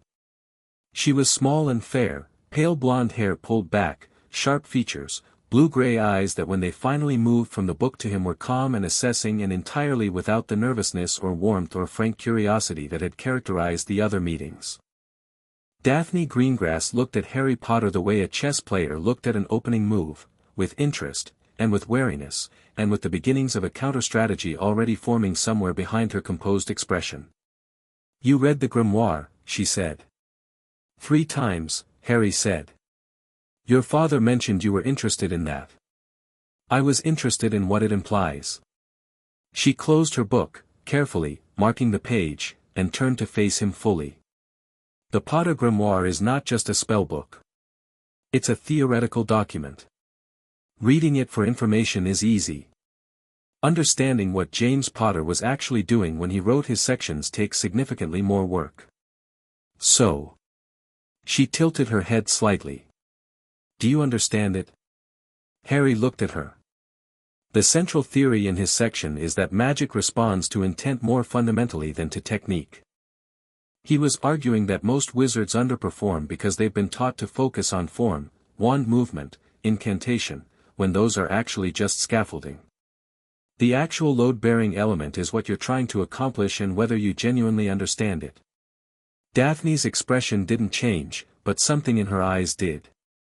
And he applied that theory to the protective enchantments he wrote. They're not passive. They respond and adapt because he built the intent into the foundational structure, not just the surface layer. My mother's modifications in Chapter 12 made them more efficient by removing redundant confirmation loops in the pattern, Daphne said, and for the first time there was something alive in her voice beneath the composure. She understood that the intent response mechanism created its own confirmation if the foundation was sound. The loops were belt and suspenders thinking. Harry looked at her. "You've read it." "I obtained a copy of the published excerpts 3 years ago. There are 14 pages available in the Greengrass collection." She paused. "You have the full text?" "Yes." Silence. Not uncomfortable, more like 2 people recalibrating. "Sit down," Daphne said, and it came out as an invitation rather than an order, which Harry suspected was more than she'd intended. She sat across from him with the composure settled back in place, but thinner now, like armor that had been loosened slightly. "My father is cautious about this contract. He signed it because the political logic was sound and James Potter argued it convincingly, but 11 years of uncertainty have made him more cautious, not less. He wants proof that the alliance is viable before he commits the Greengrass name." "What kind of proof?" Harry said. "That's the question." She folded her hands on the table. I've been thinking about this since I was old enough to understand what the contract meant. The other families are, Longbottom is old military, they'll respond to demonstrated character. Abbott is agricultural, they're fundamentally pragmatic, they'll respond to reliability. Bones is law enforcement, they'll want integrity. But Greengrass, she stopped. Greengrass is political, Harry said. You want demonstrated capability. Not character, not reliability. Actual ability. She looked at him. The blue-gray eyes were very direct. Yes. What does demonstrated capability look like to you? She was quiet for a moment, genuinely thinking, not performing thought, and Harry found this enormously more interesting than someone who answered too fast. I want a duel, she said finally. A formal magical contest. Potter grimoire spells only, specifically the spells in your father's personal sections, which I haven't had access to. It would tell me whether you're someone who reads things or someone who understands them. Harry considered this. He'd been practicing the spells for 3 weeks, carefully, methodically, in the back garden at Privet Drive when the Dursleys were out, with the wand Ragnarok had procured for him from a private Ollivander's order on the grounds that a Potter heir walking into a public wand shop would cause more disruption than was useful at this stage. He was raw. Untrained in any formal sense. But he understood the theory behind the spells at a level that Ragnarok had called unusual and his father's notes had called, in a different context, exactly how this should work. When? Harry said. Daphne blinked. It was the first genuinely unguarded reaction she'd shown. You're agreeing. You asked for demonstrated capability. A duel does that. The question is when. I thought you'd negotiate the terms, she said, with the slight edge of someone whose planned next move had been preempted. The terms are fine, Harry said. Your family's library, neutral witnesses, Potter grimoire spells. That's fair. When? A pause. 2 weeks, Daphne said. That gives me time to study the theoretical framework without the actual spells, Harry said. You're preparing counter-strategies based on what you know of my father's magical theory. The edge in her expression sharpened into something that was, Harry realized, respect, reluctant, provisional, but genuine. Yes, she said. Good, Harry said. That makes it more interesting. From somewhere in the house, a small voice called, Daph, is the scary boy here yet? And Daphne closed her eyes briefly in the expression of an older sibling everywhere. That's Astoria, she said, in a flat voice. Your sister. She's not in the contracts. No. She's 5. She has opinions about everything and no social filter whatsoever. Daphne looked at him. She's going to want to come in. I don't mind, Harry said. Daphne called, yes, come in, but knock first, toward the door, and after a brief pause during which there was no knocking whatsoever, the door opened and a small girl with the same pale hair as her sister but her father's sharper features came in at speed, looked at Harry with wide, dark eyes, and said, without any preamble at all, you're smaller than I thought. Astoria, Daphne said. What? He is. Gran said he was the most powerful wizard of a generation and I thought that would be taller. She came all the way into the room and stood looking at Harry with the fearless curiosity of a 5-year-old who has not yet learned to pretend she doesn't notice things. Are you actually going to marry Daphne? That's a long way off, Harry said. How far off? Years. Astoria considered this. Daphne says you read the whole grimoire. I can read but mostly simpler books. Daphne reads complicated books but she doesn't laugh at them. Do you laugh at books? Sometimes, Harry said. Your great-grandmother made some annotations in one section that are very funny. Astoria looked at her sister. I want to read the funny parts. You're 5, Daphne said. That's not a reason. Daphne made a short, controlled noise that was as close to exasperation as she apparently allowed herself. Harry watched the two of them, Daphne's composure developing a hairline crack around the edges, Astoria absolutely unbothered, and thought that he liked the younger one rather a lot. "I'll be back in 2 weeks," he told Astoria. "I'll bring the funny pages." Astoria pointed at him. "I like him," she told Daphne. "That's a low bar," Daphne said. "It's not a low bar, it's just a different bar," Astoria said serenely, and went to look at the bookshelves, apparently satisfied. Daphne looked at Harry. Harry looked at Daphne. There was a brief, mutual silence that had something new in it, an acknowledgement, not warm exactly, but honest, that whatever was going to happen between them was going to be genuinely interesting. 2 weeks, Daphne said. 2 weeks, Harry agreed. He spent those 2 weeks the way he had spent the 3 weeks before them, reading, practicing, thinking. The grimoire had become as natural to carry as his glasses. He read it in the cupboard at night, at the kitchen table in the mornings, in the park on a blanket in the afternoons. He could feel the theory settling into him at a level that went deeper than memorization. It was becoming intuitive, the way arithmetic became intuitive eventually, the way you stopped counting steps and just walked. The spells themselves were more complicated. He practiced in the back garden with the wand Ragnarok had gotten him, a good one, 12 inches, holly and phoenix feather, which had chosen him with an eagerness that made the wandmaker's assistant write a memo that went immediately to Ollivander himself, and the first few days were humbling. Harry understood the theory. Understanding the theory and being able to execute it were two entirely different skills, and the gap between them was the gap between reading about swimming and being in the water. But Harry Potter was, in the specific way his father's letter had described as the Potter gift, someone for whom things clicked once he understood them structurally. By the end of the first week he had 3 of the spells clean enough that he was satisfied. By the end of the second week he had 7, and the other 4 were workable. He didn't have power behind them, he was 8, with less than a month of experience, but he had precision, and precision, his father's grimoire argued with considerable force, was what actually mattered.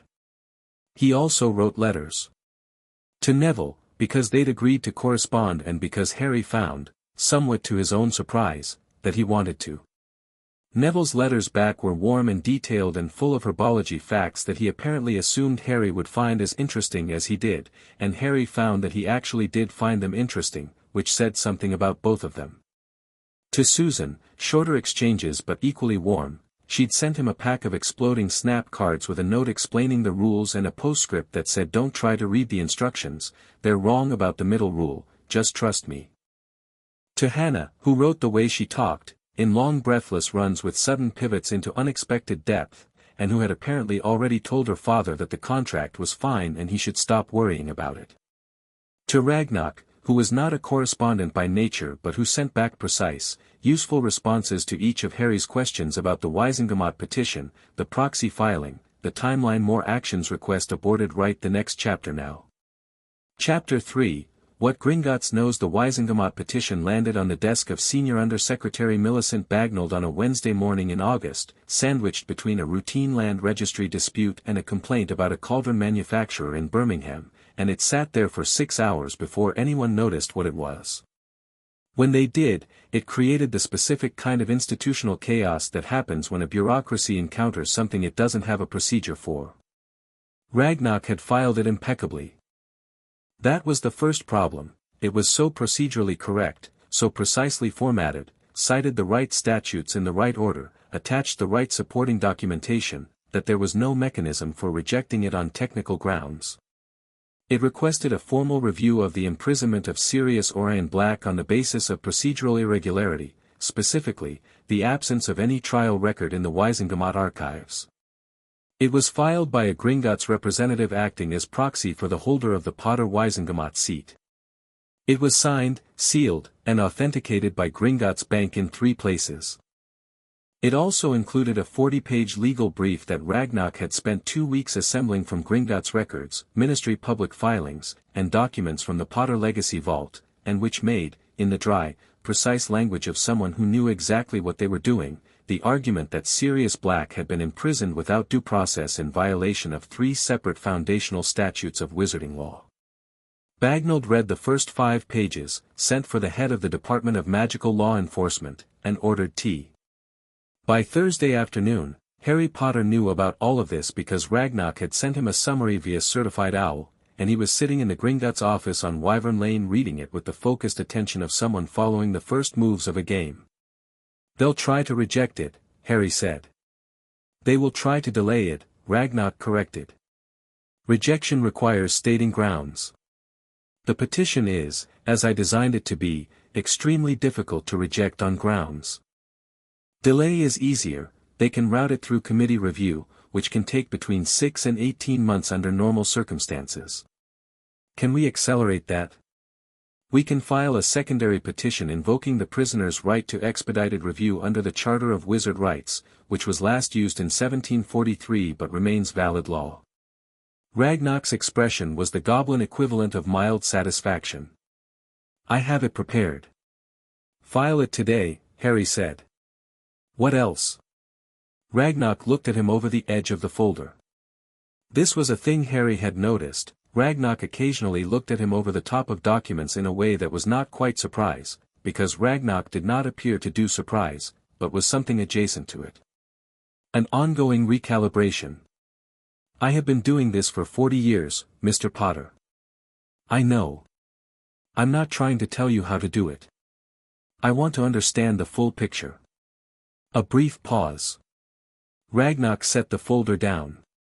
"The full picture is this. The petition will face resistance from two directions. The first is administrative inertia. The ministry does not like admitting procedural errors, because admitting one opens the door to examining others. The second is personal. There are people in the ministry who were involved in the decision to imprison your godfather without trial. They have careers to protect. Some of them have advanced considerably in the 11 years since." "Who?" Ragnock looked at him steadily. "That is a question with answers that could be dangerous if handled incorrectly." "I'm not going to do anything dangerous with a list of names," Harry said.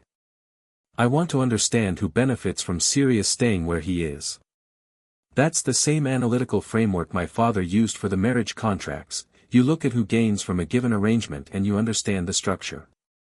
Another long pause. Then Ragnock reached into the bottom drawer of his desk and produced a second folder, thinner, which he placed on the desk between them without comment. Harry opened it. There were 4 names. 3 were mid-level ministry officials who had been on the emergency committee that authorized the imprisonment. 1 was significantly more senior. Harry read it, closed the folder, and set it down. "Does Dumbledore know about this petition?" he asked. "He will by now," Ragnock said. "The Hogwarts headmaster holds a position on the Wizengamot. The petition would have been distributed to all current members." "Then he'll come," Harry said. "Almost certainly." Ragnock's tone was neutral in a way that suggested neutrality was a deliberate choice. "Albus Dumbledore has been managing the circumstances of your life for the past 7 years with considerable care. The filing of this petition from a proxy for your Wizengamot seat will have made it apparent that his management has developed an unmanaged variable." "Me," Harry said. "You," Ragnock agreed. Harry sat with that for a moment. He had no particular feelings about Dumbledore. He knew the name, knew the reputation, knew that the man had apparently been orchestrating things from a distance for years, including, the documents suggested, the placement of Harry with the Dursleys. He didn't have enough information yet to be angry or grateful or anything specific. He had questions. "When he comes," Harry said, "I'd like it to be here. On neutral ground. I can arrange that. And I'd like to know in advance. Also arrangeable." Ragnock looked at him. "Is there anything else?" Harry thought. "Yes, actually. The sealed investments in the Potter estate, the Wizarding business holdings. I need to understand them better. Who's currently running them?" Ragnock reached for a third folder, and Harry had the sense that the goblin had prepared for exactly this question, which meant Ragnock had been waiting for him to ask it, which meant the investments were something that required attention. He filed this observation and opened the folder.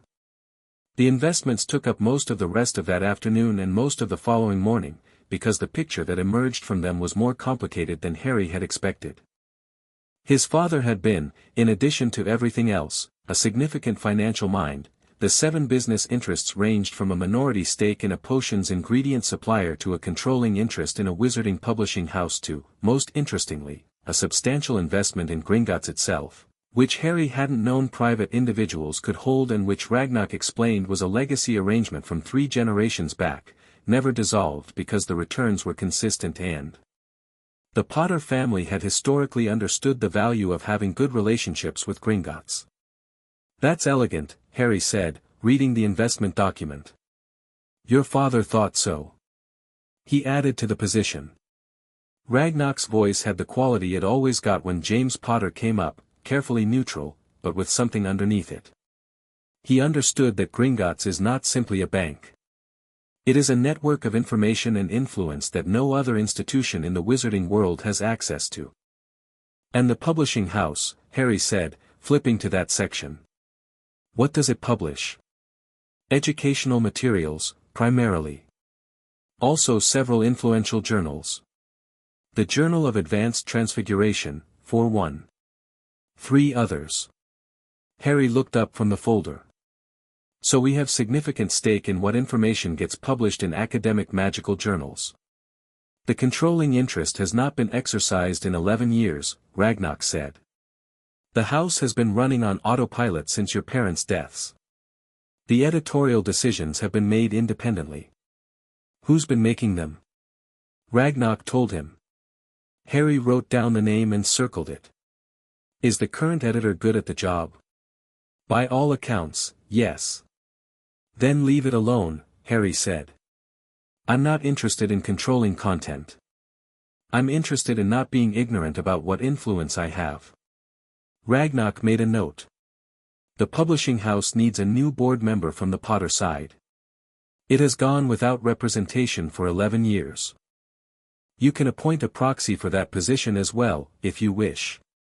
Can you recommend someone trustworthy for the board?" "I can recommend 3 candidates," Ragnarok said. "All of them are Gringotts certified financial practitioners, all of them are politically neutral, and all of them would find it professionally advantageous to represent the Potter interest." "Draw up the papers," Harry said. "I'll review the candidates this week." He stayed until the light through the office window had gone from afternoon gold to evening gray, working through the investment portfolio with Ragnarok in a methodical progression, and by the time he left he had a clearer picture of the Potter estate than he'd had that morning and a significantly longer list of things to follow up on. The satchel over his shoulder was heavier than when he'd come in, new folders, new documents, a separate envelope from Ragnarok containing the first draft of the Wizengamot secondary petition. He was halfway down Wyvern Lane, heading back toward the leaky cauldron, when he felt it. It wasn't a spell. He didn't have enough magical experience yet to identify specific magic by its feel, but he had enough to feel magic being used near him, a change in the air's texture like the moment before lightning. He stopped walking. An old man was standing at the entrance to Wyvern Lane, where it met Diagon Alley. Very tall, very thin, with a long silver beard and half-moon glasses and the kind of presence that took up more space than a person physically occupied, the quality of someone so accustomed to being the most important entity in any given room that their body had simply adjusted to it. Albus Dumbledore looked at Harry Potter for the first time with full attention, and Harry looked back at him, and the summer evening held them both in a moment of mutual assessment. Harry went first. "Hello, Professor Dumbledore." Dumbledore's expression did something complicated. "My dear boy," he said, and his voice was warm and careful and very precisely calibrated. "I wondered if I might speak with you." "Of course," Harry said. He gestured back toward the Griphook and Associates office. "Ragnarok won't mind us using the meeting room. It's more comfortable than standing in the alley." A pause. "I was rather thinking somewhere more private," Dumbledore said. "Wyvern Lane is private," Harry said. "And Ragnarok can witness the conversation, which is useful for both of us. Anything you say to me as my Wizengamot co-member and as a party who holds legal guardianship over me should probably be documented." The quality of Dumbledore's attention shifted. It was subtle, the warm expression didn't change, the posture didn't change, but something behind the half-moon glasses adjusted, like a chess player whose opponent has just revealed they've been playing a different game. "Very well," Dumbledore said pleasantly. "Lead the way." Ragnock produced tea without being asked, which Harry suspected was less hospitality and more an excuse to stay in the room, and set 3 cups on the meeting table with the air of someone who had been looking forward to this particular conversation for some time. Dumbledore sat with the ease of a man accustomed to any chair in any room and looked at Harry across the table with those bright, ancient eyes. "You have been busy," he said. "I've had a lot to catch up on," Harry said. "Indeed." Dumbledore wrapped both hands around his cup. "I should, perhaps, have come to see you sooner. I've been monitoring things from a distance. I thought it best to let you come to the magical world on your own terms." "I appreciate that," Harry said, because it was true, even if the motivation behind it was probably not as simple as Dumbledore was presenting it. "It gave me time to read without interference." "The grimoire," Dumbledore said, and there was something in his voice when he said it that was not quite wistfulness but was close, the tone of someone who had known the person who wrote it. "Your father was an extraordinary theorist. I suspect you found the personal sections particularly engaging." "Very much," Harry said. "His work on intent-based magic is more rigorous than most of what I've found in the Hogwarts curriculum texts." "The curriculum texts are conservative by design," Dumbledore said. "They need to serve a wide range of students." He paused. "I should mention that Hogwarts has a great deal to offer you. Your father and mother were both exceptional students." "I knew them both well." "I know," Harry said. "I've read everything in the vault about their time at school. They valued it." He met Dumbledore's gaze directly. "I expect I will too." This was, apparently, not what Dumbledore had expected him to say, because for a brief moment the careful warmth dropped in something more genuine, surprise, and then reassessment, moved across his face. "Good," he said, after a moment. "I am glad to hear it." "I want to talk about Sirius Black," Harry said. The warmth came back up, but with something careful underneath it now. "Ah," Dumbledore said. "The petition. It's procedurally correct," Harry said. "You know that, or you wouldn't have come." "It is," Dumbledore agreed. "Harry, may I call you Harry?" He paused. Sirius Black is a complicated situation. He was convicted, or, more accurately, imprisoned, in the immediate aftermath of very dark events. The decision was made quickly. There are those who believe it was made correctly. "There's no trial record," Harry said. "In the Wizengamot archives.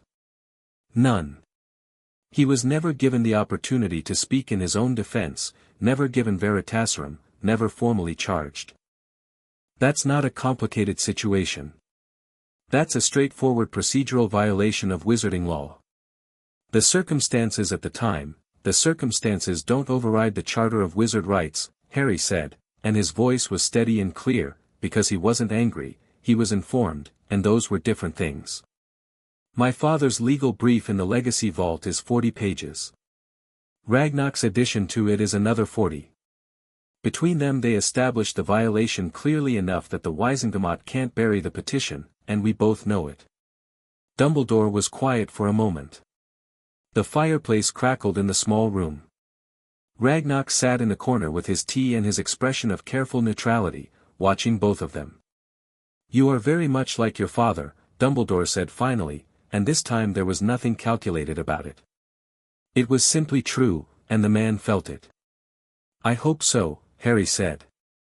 "James was also," Dumbledore paused, choosing words with the care of a man who had spent a century choosing them, someone who saw things in clear lines. "Right and wrong, with limited patience for the gray areas that political reality requires.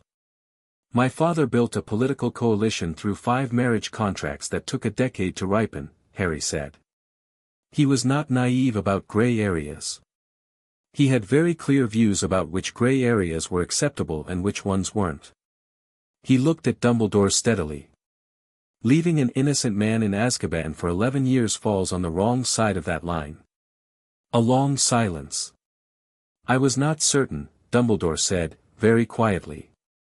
About his innocence. I am still not entirely, then Veritaserum and a trial will establish it, Harry said. That's what they're for. Dumbledore looked at him across the tea things, and Harry could see the man doing what all adults did when they encountered him, recalculating the gap between what they'd expected and what was in front of them. It took most adults 2 or 3 interactions to stop being surprised. He suspected Dumbledore might be faster. I will not oppose the petition, Dumbledore said. That is not the same as endorsing it, but I will not oppose it. You should know that there are others who will. I know who they are, Harry said, and glanced briefly at the thin folder he'd set on the corner of the table when they came in. Dumbledore followed his gaze. Something moved in those blue eyes, surprise, and a kind of respect, and something more careful underneath both. You have been thorough. I had good teachers, Harry said, and gestured toward Ragnarok without looking, which made Ragnarok's expression shift in a way that was the closest thing to surprised pleasure Harry had yet seen on the goblin's face. Dumbledore finished his tea, made small talk for exactly 5 minutes with the precision of a man who knew when to advance and when to consolidate, and left. Harry heard the flare in the front room and then the office was quiet. Ragnarok set down his cup. He's going to keep watching, Harry said. Yes. That's fine. I'm not trying to be invisible. Harry picked up his satchel. I just need to be a few moves ahead. Ragnarok looked at him with the bronze eyes that had been recalibrating for weeks now. Your father said something similar to me once, he said. He was 19. Harry looked at him. You are 8, Ragnarok said. I feel it bears noting. I know, Harry said. I feel 8 most of the time. Except when I'm in here. In here, Ragnarok said, you feel like a Potter. Harry picked up his bag and went home. 3 days later the ministry sent someone. Harry was in the back garden at Privet Drive, practicing the 4th adaptive shield from the grimoire, a piece of magic that involved less wand movement than intention, which he was still calibrating, when he felt the same texture change in the air that he'd felt before Dumbledore appeared in Diagon Alley. He lowered his wand and turned around. The man who had arrived into the back garden was Ministry, from the pressed robes to the official badge to the way he stood like someone who had been given authority recently and was very aware of it. He was perhaps 40, with the kind of forgettable medium face that Harry associated with people who were good at not being remembered, and he was holding a clipboard. Harry Potter, he said, as though there was some doubt about this. Yes, Harry said. Cornelius Fudge, Office of the Minister, Junior Undersecretary. He said this with a small unconscious straightening of posture. I'm here regarding a Wisengamot petition filed recently under your name. There are certain questions about the legitimacy of the proxy arrangement. The proxy was filed under Section 14 of the Wisengamot Representation Act of 1842, Harry said. Ragnarok of Gringotts is acting as my legal representative, not as a voting member in his own right. The seat remains Potter's. The arrangement is legal. Fudge blinked. Well, yes, technically, but there are questions about precedent. What questions? Harry said. The ministry would feel more comfortable if, what questions? Harry said again. Same tone. Not aggressive. Just precise. Fudge shifted his weight. He had not, Harry suspected, expected this from a child in a too large t-shirt standing in a suburban back garden. The minister would like to discuss the petition directly with you. In a more formal setting. The petition is being handled through proper legal channels, Harry said. If the ministry has procedural objections, they can file a counter-response through those channels. That's what they're for. He paused. Is that all? Fudge was doing the recalculating thing, but he was slower at it than Dumbledore, and less graceful, and when the recalculation didn't produce a satisfying result he went slightly pink and tried a different approach. Mr. Potter, I want to be helpful here. The minister is a great admirer of, well, of your family, and of the circumstances that led to. Did the minister have any involvement in the decision to imprison Sirius Black without trial? Harry asked. The pinkness deepened. That is not, yes or no. Mr. Potter, because the petition will be asking that question formally, Harry said. All parties involved in the decision will be asked to provide a formal account. That's standard procedure for a prisoner review. If the minister was involved, it would be much better for him to be transparent about the extent of that involvement now, rather than have it emerge during the formal review. Fudge opened his mouth. Closed it. Opened it again. I'm not threatening anyone, Harry said, very clearly. I'm telling you how the process works. Ragnarok has briefed me thoroughly. He looked at the man steadily. The goal of the petition is not to embarrass the ministry. The goal is to ensure that a man who may have been wrongly imprisoned gets due process. If he's guilty, the process will show that. If he's innocent, the ministry has an opportunity to correct an error before it becomes an even larger one. Fudge stood in the back garden of number 4, Privet Drive, with his clipboard and his pressed robes, and looked at an 8-year-old boy, and understood, slowly and without visible pleasure, that the conversation had gone in a direction he didn't have instructions for. I'll convey your position to the minister, he said, in the voice of someone who has decided to retreat and call it something else. Please do, Harry said pleasantly. And please also convey that if the ministry attempts to bury or delay the petition through procedural interference, we will file the secondary expedited review petition, which invokes prisoner rights under the 1743 Charter and cannot be routed through committee. We'd rather not do that. It tends to attract attention. Fudge left. Harry stood in the garden for a moment, then turned back to the shield practice, because the 4th adaptive shield was still rough at the edges and he had 8 days until the duel. From an upstairs window, Petunia Dursley watched the man in the ministry robes disapparate from her back garden with an expression of deep, complicated resignation, and then she watched her nephew resume practicing with a stick, very precisely, as though whatever he was doing was the most natural thing in the world. She made a cup of tea and did not mention it to Vernon. Susan wrote the next morning. The letter was longer than usual, with an edge of urgency underneath the characteristic warmth. Harry, word is getting around.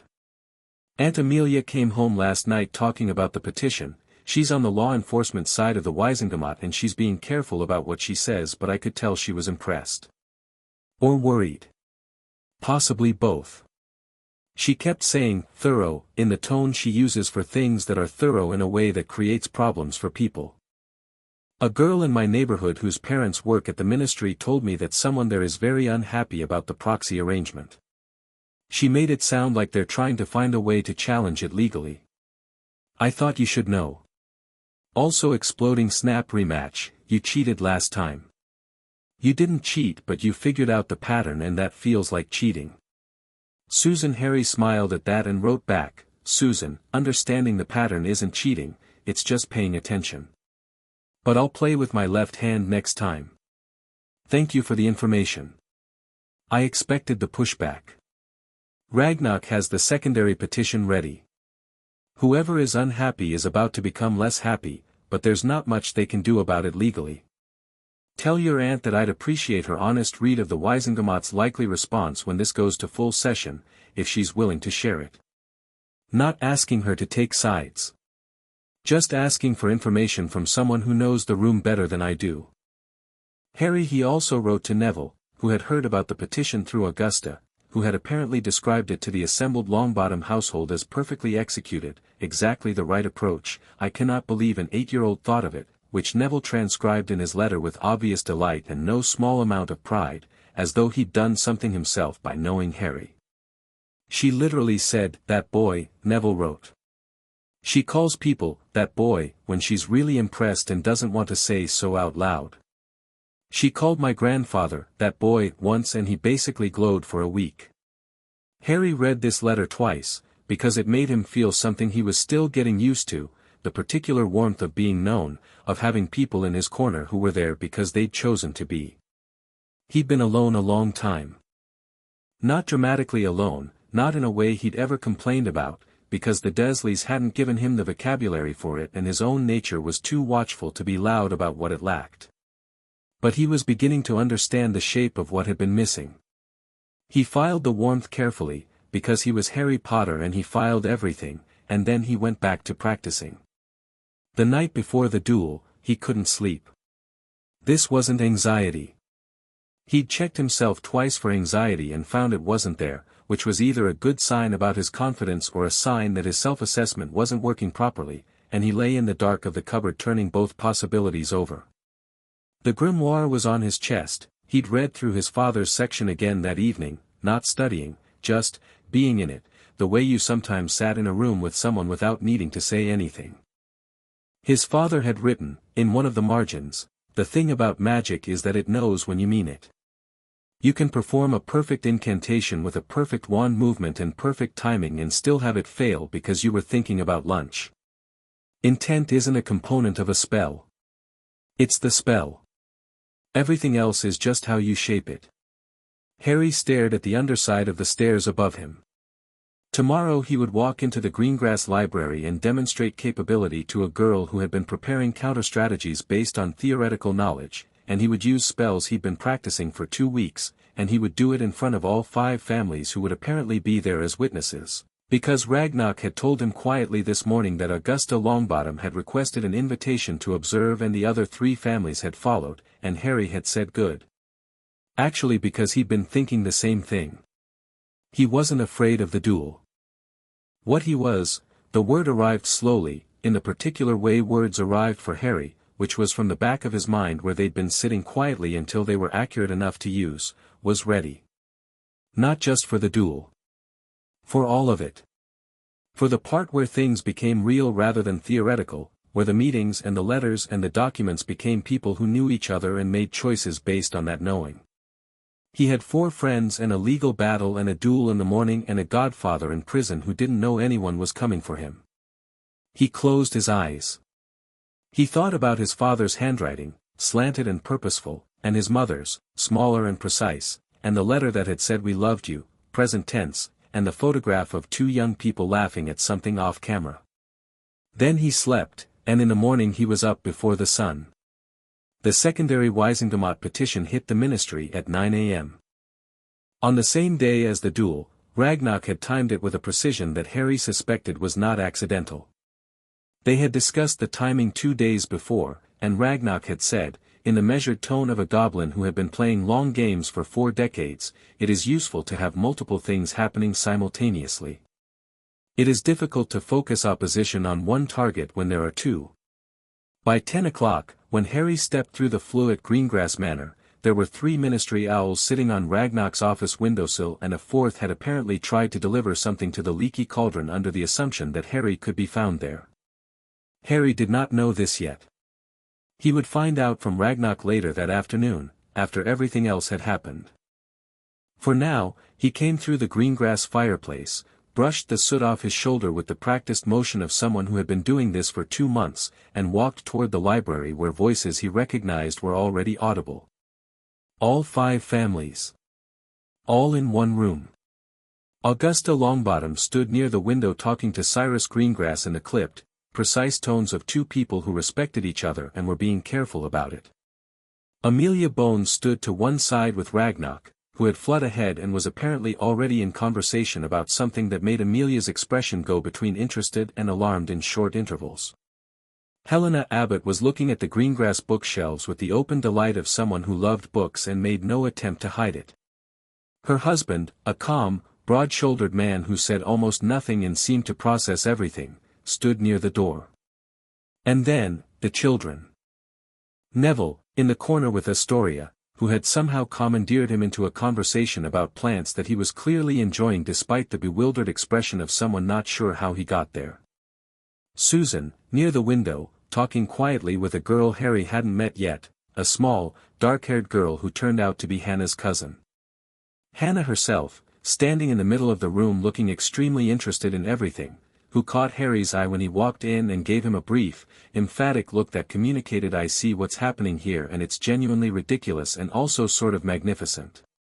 Harry looked back at her with a slight nod that said, "I know."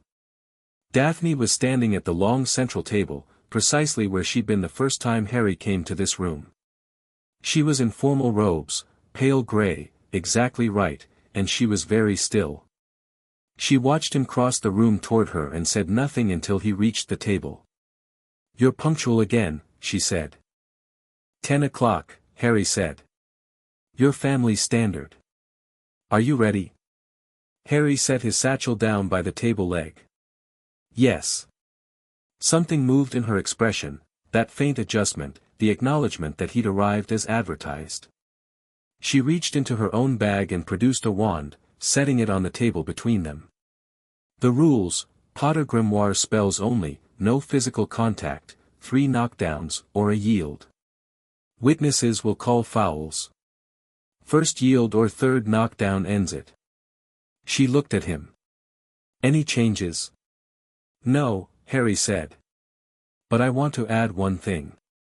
She raised an eyebrow. "After the duel, whatever the result, we compare notes." Harry met her gaze. "You've been working on counter-theory for 2 weeks. I want to know what you found. It'll be useful for both of us."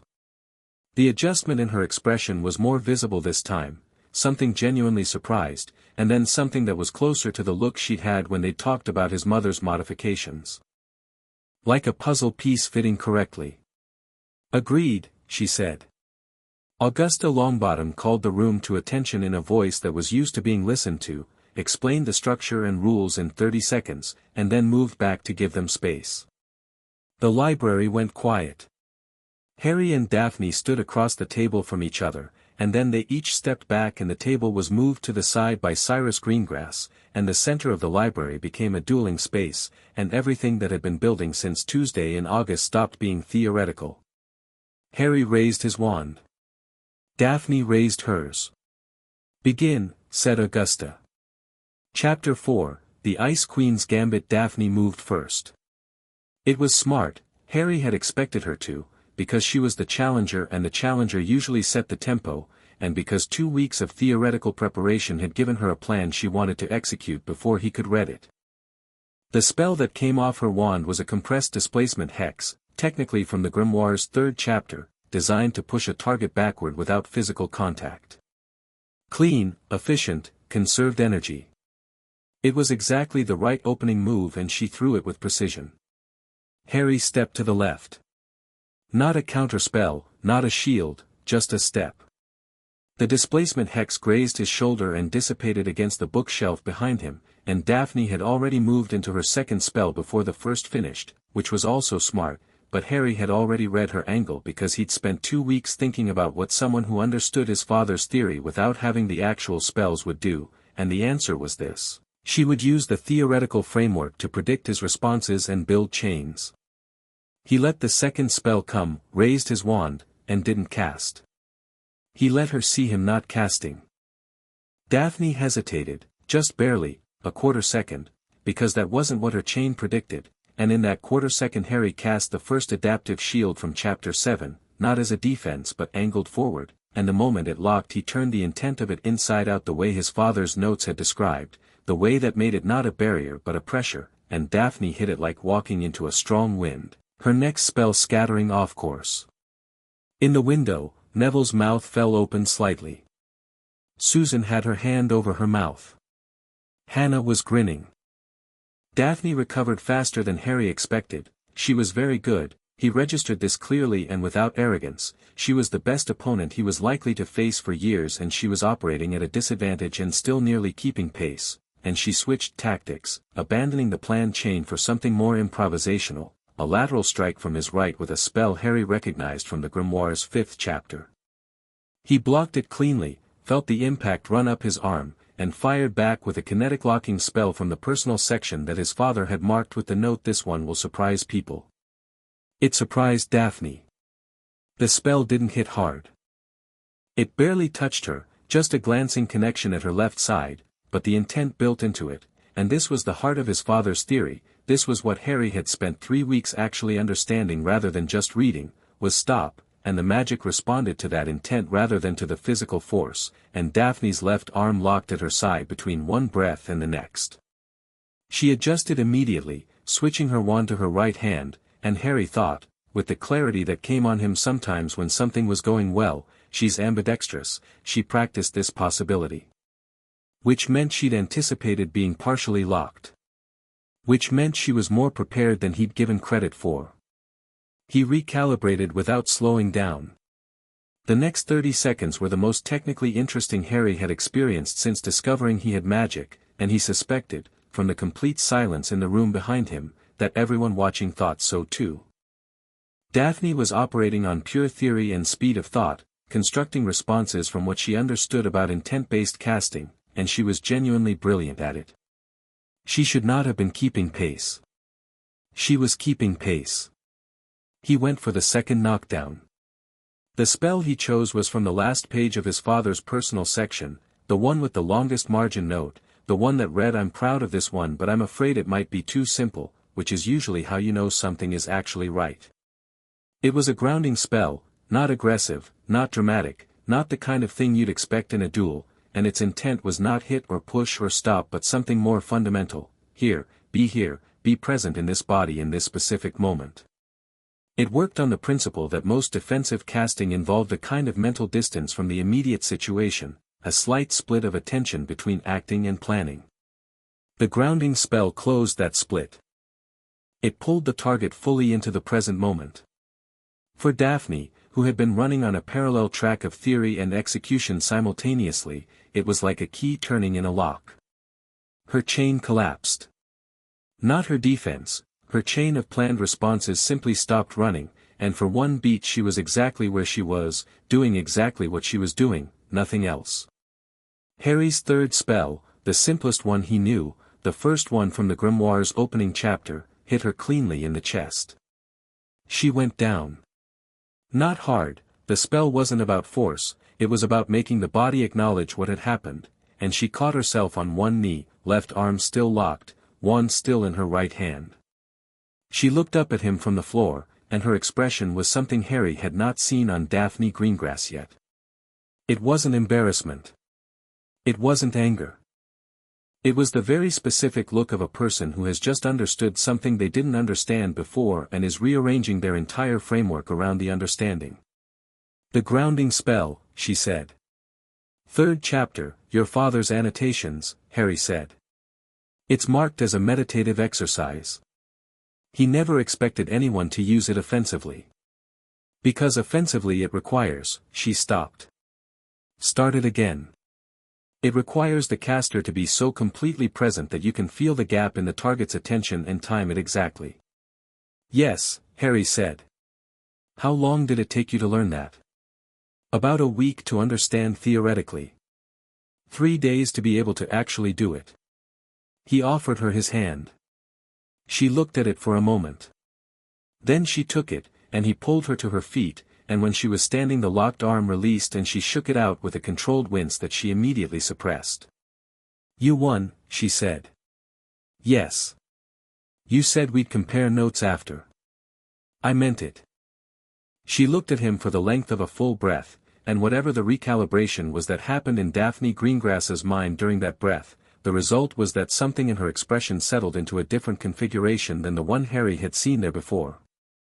Not warm, Daphne's warmth was a slow thing, he was already beginning to understand this. But honest. The cool, clean honesty of a person who had just decided something and wasn't going back.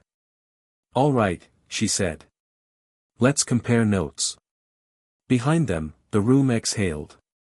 Augusta Longbottom said, which Harry had learned was the highest possible expression of approval from that particular source, and Neville made a sound beside her that was closer to, that was incredible, delivered at a volume designed to be audible to Harry specifically.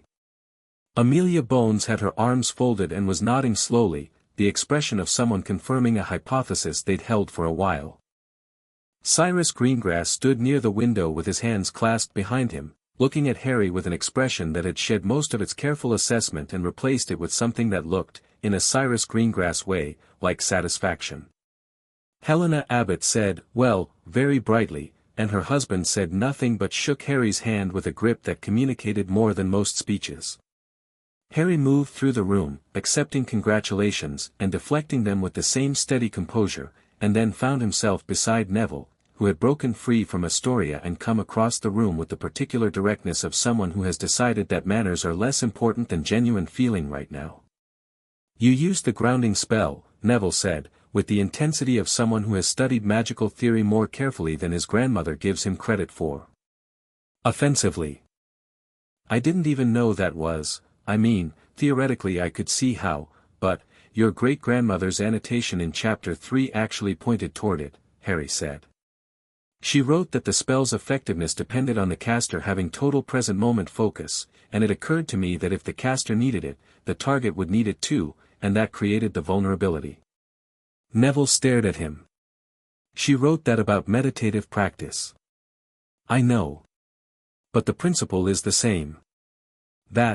Neville stopped. Shook his head. Then laughed, short and genuine and completely unguarded. That's exactly the kind of thing my gran would never think of because she takes the grimoire annotations at face value. She'd be furious she didn't see it.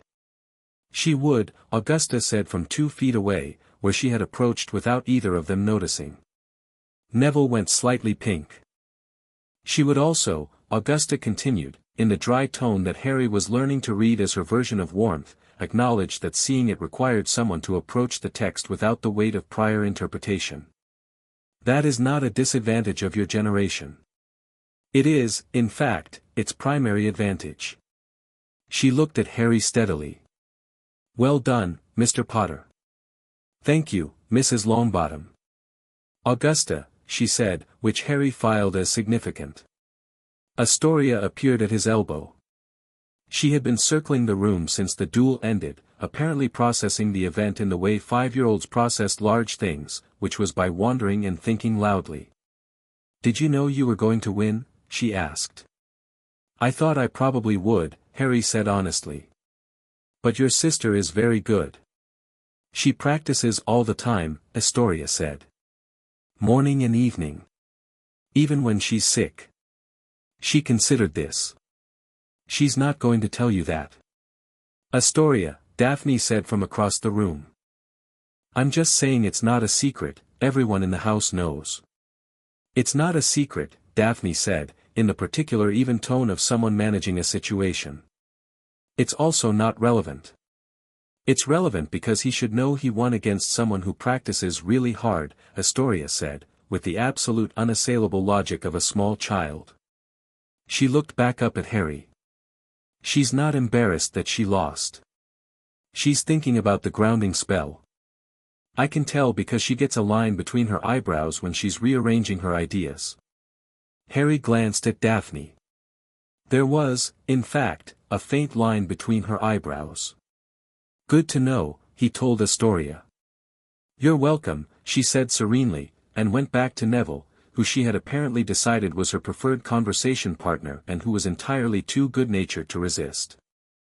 They ate lunch in the Greengrass dining room, a long, sunlit room that was formal in its bones but warm in its current occupation, all 5 families at the same table for the first time, the children on one side and the adults on the other, which had not been formally arranged but happened organically because that was what children did when given adjacent chairs and a common experience.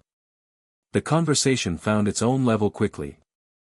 Neville talked to Susan about magical plant applications and healing, which Susan found interesting from her aunt's law enforcement perspective, botanical evidence, there's a whole subfield, and Hannah talked across Harry to Daphne about something involving a summer reading list, and Harry sat in the middle of it and ate excellent food and felt the particular quiet satisfaction of watching something work the way it was supposed to. Halfway through the meal, Daphne said to him, quietly, under the ambient noise of the table, the note comparison. After lunch. Yes, Harry said. I want Neville there, Daphne said, in the tone of someone who has thought this through. He's read more of the grimoire annotations than anyone else at this table.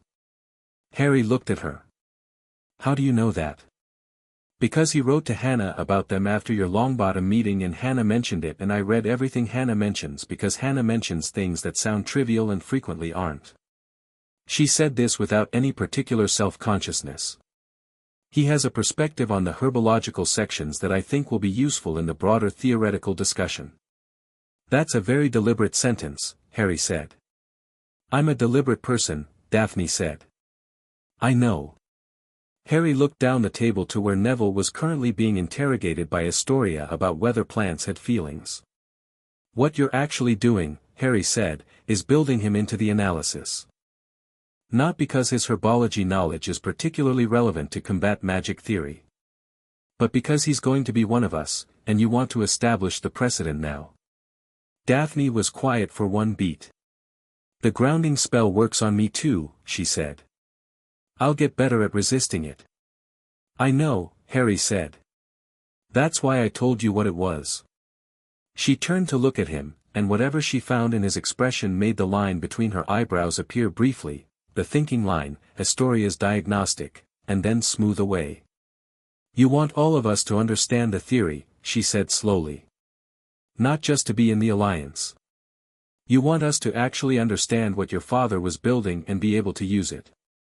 The coalition only works if the people in it are genuinely capable, Harry said.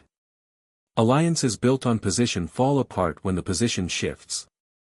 Alliances built on shared understanding of something real, are structurally stable, Daphne finished, and there was something in her voice that was, for the first time, not composed or calculated or even honest in the way of someone who has decided to be honest. It was simply interested. Genuinely, personally, engaged. The voice of someone who has found the conversation they actually wanted to be having. Yes, Harry said. She was quiet for a moment. Then, my father said your father argued the contracts persuasively. He said it the way he says things when the argument was so good he's still not entirely sure he agreed for the right reasons. What would the right reasons be? That the thing being argued for is actually good, rather than just that the argument is excellent. She looked at him. The argument your father made was structural. Political. Analytically sound. But the thing being argued for, a real coalition, not a paper one, requires something more than good analysis. I know, Harry said. Does it bother you? That it started as a political arrangement? Harry considered this honestly, the way he considered everything. No, he said. Because the way things start isn't the same as what they become. The Longbottom started as a political decision and now Neville is the person I most look forward to writing to. The Abbot started as a political decision and Hannah told me I was normal and offered me treacle tart and that might be the kindest thing anyone has done in a year. He paused. And the Greengrass contract started as a political decision and you just asked me a question that no one else at this table would have asked because no one else has thought about it this carefully. Daphne looked at him. The line wasn't between her eyebrows now. Her expression was simply open, in the specific way of a person who has stopped managing an interaction and started existing in it. I'll be honest, she said. I expected to come into this meeting and find someone I could work with but not respect. The son of a war hero, probably accustomed to that status, probably relying on it. And? Harry said. And instead I lost a duel to 8-year-old spellwork that was better than mine because you understood it and I only knew about it. She picked up her fork with the composure of someone returning to baseline after a brief excursion. It's annoying. But it's also, correct. That's the right outcome. It really bothers you, Harry said. Not unkindly. Losing? Yes. Losing to someone who genuinely earned it? A brief pause. Less. Harry looked at her. She looked at him. Down the table, Astoria was explaining to Neville that plants definitely had opinions and he should listen to them more, and Neville was taking notes, which said everything about Neville. After lunch, Daphne said, we compare notes. And then, Harry said, because the idea had arrived while they were talking and he trusted ideas that arrived while he was doing something else, I want to show all three of you, Neville, Susan, the full personal section of the grimoire. Not pages. The actual book. Daphne went still. That's, my book, Harry said. My decision. And if what my father was trying to build is going to work, the people at the center of it need to actually understand what he built. He picked up his own fork. You can't steward something you don't understand. They were in the library for 4 hours. Harry set the grimoire on the central table and opened it, and the three of them, Daphne on his left, Neville across from him, Susan on his right, gathered around it in the afternoon light, and what happened over those 4 hours was not a study session and not exactly a strategy meeting and not exactly a conversation. It was something Harry didn't have a word for yet, something that felt like the moment when separate instruments find the same key. Daphne read fast and retained everything, asking precise questions with the click-click-click efficiency of a mind that processed information in clean logical progressions. Every few pages she would stop and restate something in her own words, not to show she understood it but to check whether she did, which Harry found deeply gratifying because it was the same thing he did.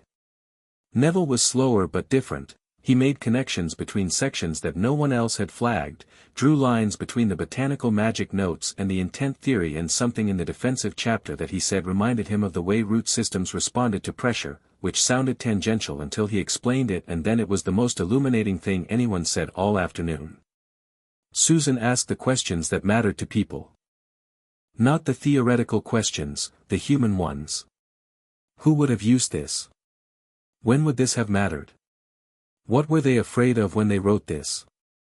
She turned the grimoire from a document into a history, and the history made the theory land differently. Harry watched all three of them and thought about what his father had written in the letter. The 5 houses, when combined, constitute a majority block. He'd read that as political arithmetic. He was beginning to understand it as something more specific, that each house brought not just a vote but a kind of intelligence, a particular way of understanding the world, and the coalition's strength wasn't in the number of votes but in the fact that those intelligences together could see things that none of them could see alone. He said as much, at one point, and the three of them looked at him with varying expressions, Daphne with the line between her brows indicating recalibration, Neville with the open surprised delight face he made when an idea fit with something he'd been thinking, Susan with the warm, steady look that meant she was adding this to the pile of things she'd already understood and was glad to have confirmed. "You sound like your father's letter," Neville said. "I've been reading it a lot," Harry said. "Can I?" "Sorry, you don't have to ask," Harry said. "Can I read it?" "Not now, only if you wanted to. It's private." "I don't." Neville stopped himself and looked embarrassed. "I'll copy the parts that are relevant to the coalition," Harry said. "The personal parts I'll keep.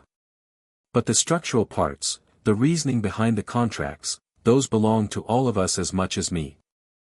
Neville nodded, with the expression of someone who has been treated with considerably more consideration than they expected. Outside, the light had turned the deep gold of late afternoon, and through the library windows Harry could see the adults in the garden, Augusta and Cyrus deep in conversation, Amelia and Helena sitting together with tea, the abbot patriarch walking the garden perimeter with his hands clasped behind him and his eyes on the middle distance. They'd given the children 4 hours, which meant they'd trusted what was happening in here, which meant something about all of them.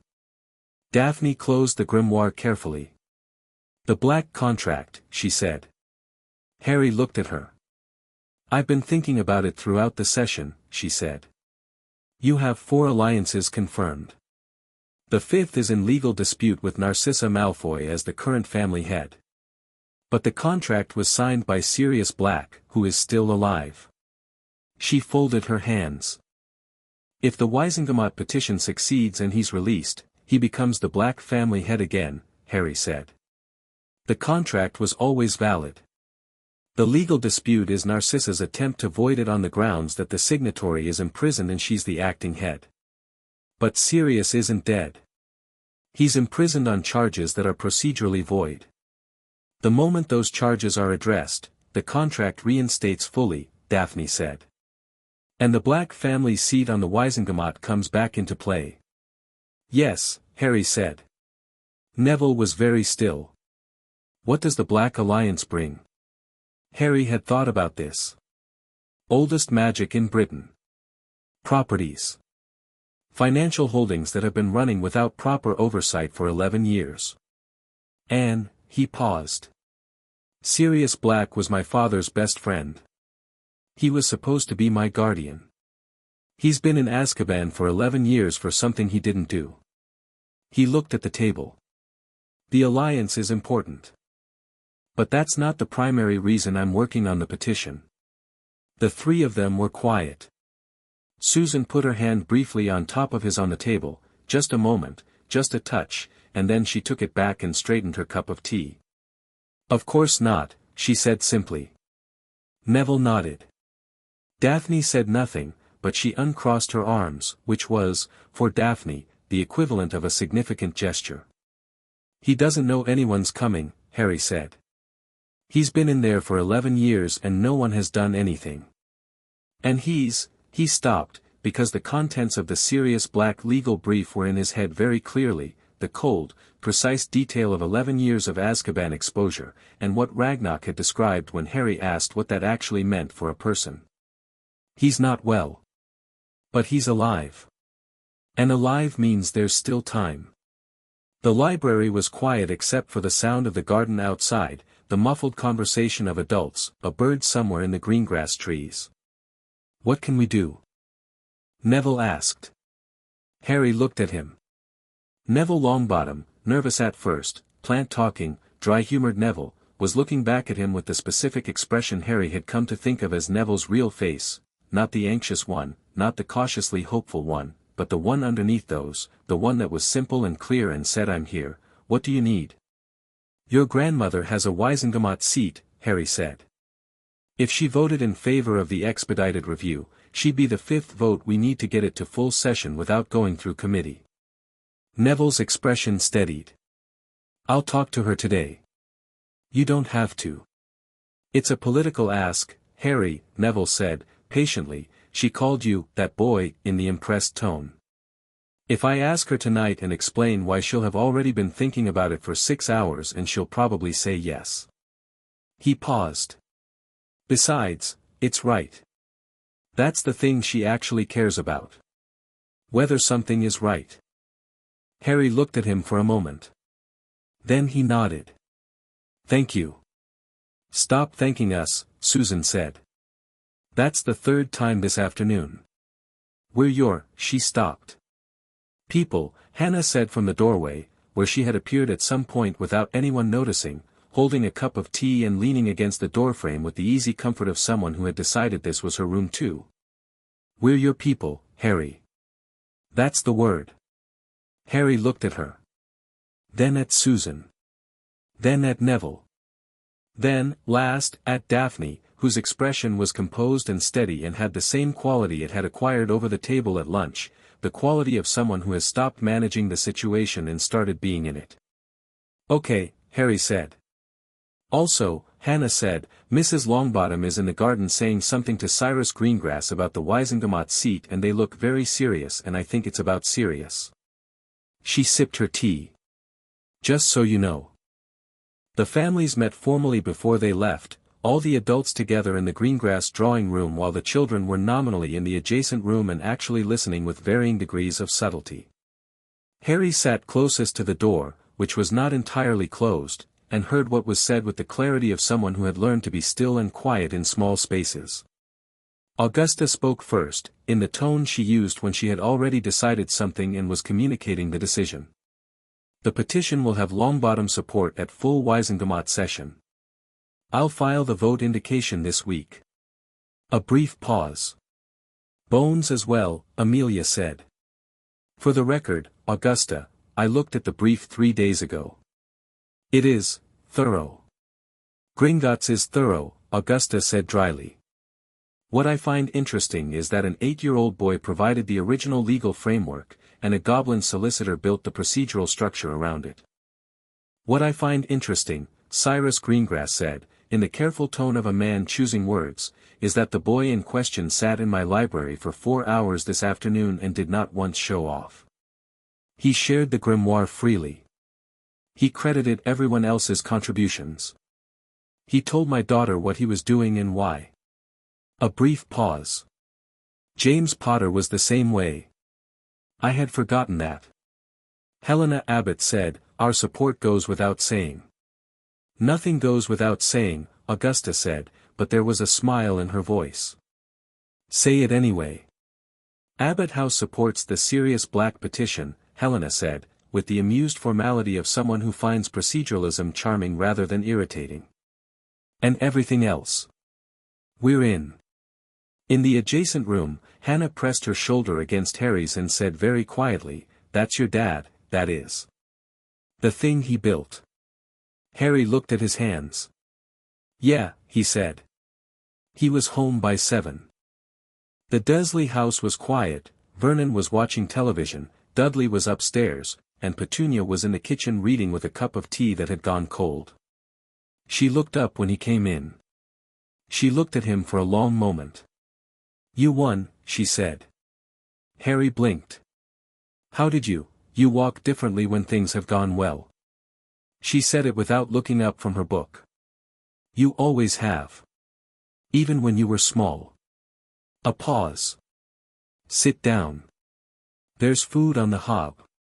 Harry sat down and served himself, and Petunia went back to her book, and the kitchen was quiet in the specific way it sometimes was between them, not warm, not cold, but honest. Two people coexisting in a space with the understanding that the coexistence was real even if it wasn't simple. "The duel," Harry said. "And the meeting." It went very well." Petunia said. Then, after a moment, "Your mother was good at meetings. She could walk into a room and understand the whole of it in 30 seconds. Who wanted what, who was afraid of whom, where the center of gravity was. She turned a page. She said it was something you could learn, but mostly you either had it or you didn't." Harry ate his food. "Did you have it?" "No," Petunia said, with the flat honesty she sometimes deployed unexpectedly. "I was always looking at the wrong things. She used to say I was looking at the surface when the information was all underneath." She closed the book, which she hadn't actually been reading. "You have it. I've watched you do it since you were old enough to walk. You'd come into a room and just settle, the way she did. Reading everything." The kitchen was very quiet. "I didn't know that," Harry said. "There are things about her I don't talk about," Petunia said, in the tone that meant the topic had a fixed boundary. "But occasionally one escapes." She picked up her cup, found it cold, made a small sound of dissatisfaction. "What were you doing today?" "Generally." "Building something," Harry said. "The way Dad was building it before he died. I found the plans and I'm building it." Petunia looked at him. The complicated thing was in her face again, the one that wasn't dismissal and wasn't warmth but was something older and more textured than either. "Don't get so caught up in the building," she said, "that you forget to live in the house." Harry looked at her. She got up to make fresh tea, the conversation apparently concluded by her standards, and Harry sat at the kitchen table and turned the sentence over and added it to the pile of things he was keeping. Ragnar's owl arrived at 10 p.m., which meant the news was urgent. The ministry had not formally accepted the secondary petition. Instead, they had routed it to a newly formed subcommittee specifically convened to review unusual prisoner review requests, which was procedurally creative and transparently designed to bury it in a layer of bureaucracy that didn't previously exist. The subcommittee had been given a 12-month review timeline. At the bottom of Ragnar's note, in the precise economical handwriting of a goblin who had been at this longer than Harry had been alive, "I anticipated this. Counterfiling attached. Also, the Longbottom vote indication has been received. So has Bones." Abbott filed simultaneously. "We have 3 confirmed votes. We need 5 for a full session demand. 2 more required. See attached list of Wisengamot members whose position is movable." Harry spread the attached papers on his bed and read by the narrow hall light under the cupboard door. The list had 7 names. 3 were immediately dismissible, long-standing ministry loyalists whose votes would not move regardless of argument. 2 were genuinely neutral. 1 was listed with a note that said professional grievance against current ministerial administration, possible motivation to vote independently. And 1, Harry read the last name twice. Then he read Ragnar's annotation beside it, Arcturus Black. Age 79. current senior black family patriarch who has avoided public alignment since the war. His vote has been absent from every contested Gringotts session for 11 years. He has never formally endorsed the imprisonment of Sirius Black. He has never protested it. He is, by all available evidence, waiting. Waiting for what, I cannot say. Possibly for someone to ask him directly. Harry looked at the ceiling of the cupboard, at the familiar pattern of knots in the wood above him. He thought about an old man who had been waiting for 11 years. He thought about what it meant to wait that long for someone to ask you a direct question. He picked up his quill, pulled a fresh piece of parchment toward him, and wrote a letter. Not through formal channels. Not through Gringotts. Not routed through legal representation or official etiquette. Just a letter. A direct letter, in his own handwriting, to an old man who had a vote and had never used it. He wrote, "Dear Mr. Black, I am Harry Potter. I am 8 years old.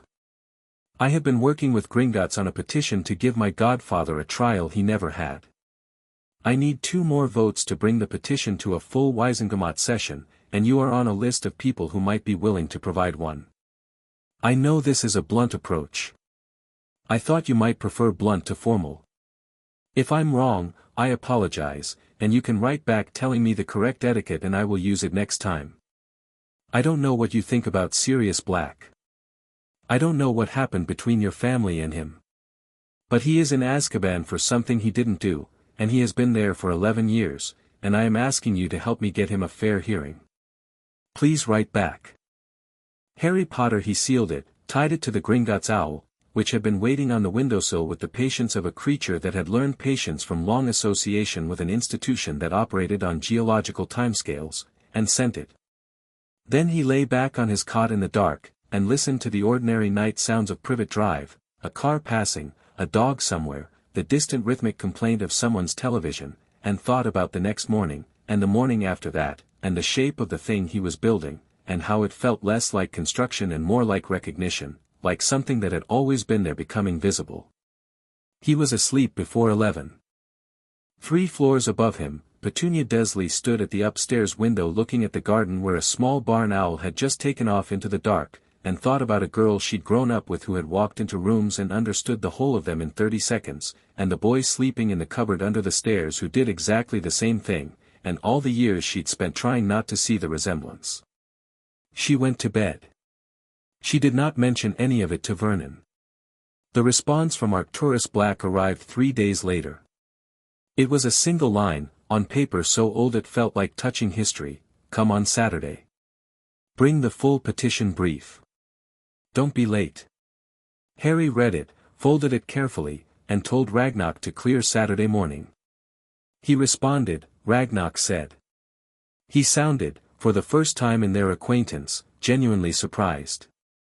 He was waiting for someone to ask, Harry said. That's all.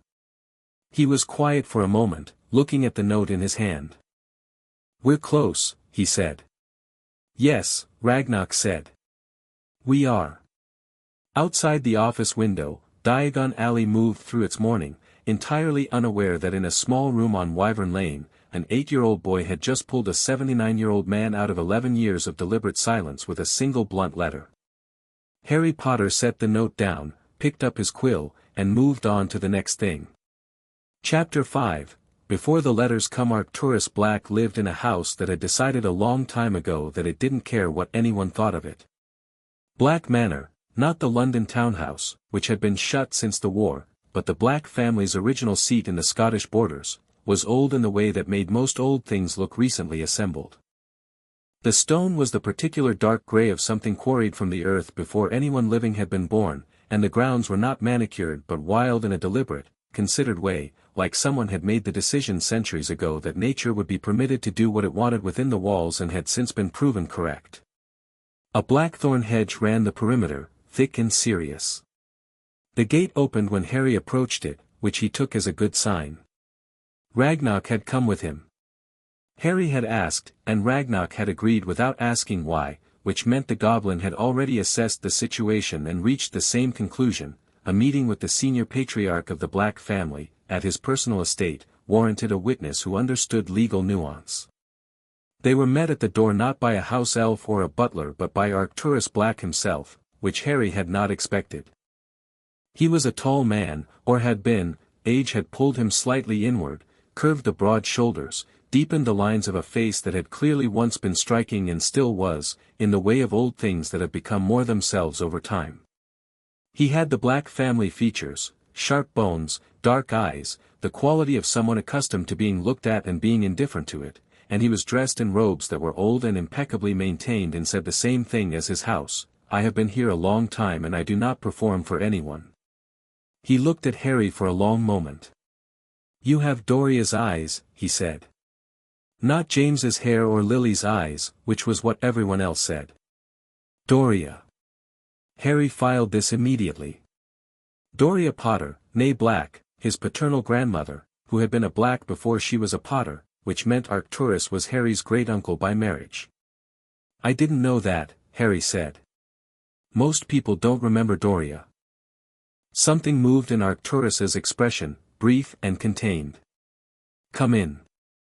The house inside was dark in the way of places where the curtains have been mostly closed for years, but not dusty. It was meticulously clean, just dim, and the rooms Harry could see were full of things that had weight to them, the accumulated gravity of a family that had been depositing objects and meaning into spaces for 3 centuries. Portraits on the walls. Harry didn't look too closely, but he was aware of eyes following their progress down the hall. A Black family trait, apparently, he thought, not quite humor but close. Arcturus took them to a study that had windows and used them. The morning light came in at a long angle, catching the dust in the air and the silver thread embroidery on 2 old armchairs and the Gringotts authentication marks on a row of document folders on the desk. Harry noticed the folders immediately. They were already out. Had been out before the visit. Arcturus Black had been preparing. "Sit," Arcturus said, and settled himself in the chair behind the desk with the careful deliberation of someone for whom sitting down had become an act requiring some thought. He did it without making anything of it. "The goblin can use the window seat. There are refreshments." He gestured at a side table. "Don't thank me for them, it's not hospitality, it's practicality. This will take a while and hungry people are inattentive." Ragnarok took the window seat and produced a notebook from somewhere. Harry sat in one of the armchairs and did not help himself to anything yet because he was reading the room and the room was telling him things. The document folders on the desk had Gringotts markings on 3 of them. On the 4th, in handwriting Harry didn't recognize, older, more formal than his father's, was written Sirius Orion, legal correspondence. The folder was thick. "You've been building a file," Harry said. Arcturus looked at him with the dark eyes that were taking ongoing inventory. 11 years, he said. "Why didn't you do anything with it?" "Because I was waiting for someone with standing to do something first."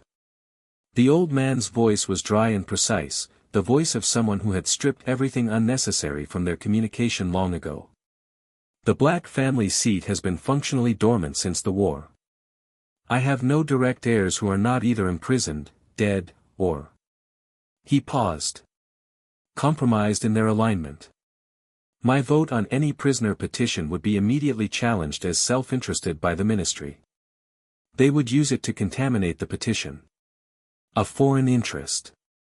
Easier to dismiss." He looked at Harry steadily. "But the Potter seat, filed through Gringotts, which has no family interest in the Black case, that changes the framing." "That's what you were waiting for," Harry said. "Not just for someone to ask. For someone with the right standing." "Your father would have understood it immediately," Arcturus said. "James was a strategist. He would have seen the framing problem in the first 5 minutes." A pause. "You took 3 days. Which is, given your age and the fact that you found the vault 8 weeks ago, not slow." Harry looked at the old man and understood that this was the Black family version of an enthusiastic compliment. "I want to ask you something directly," Harry said. "I wouldn't have invited you here for indirect questions." "Ask. Do you think Sirius is innocent?" The room was very quiet. Outside the windows, the Scottish morning was doing its cool, grey best. In the corner, Ragnar's quill was still. Arcturus looked at Harry for a long time. Not performing consideration, actually doing it, actually sitting with the question the way people only did when the question was one they'd been sitting with for years and each iteration of it opened something.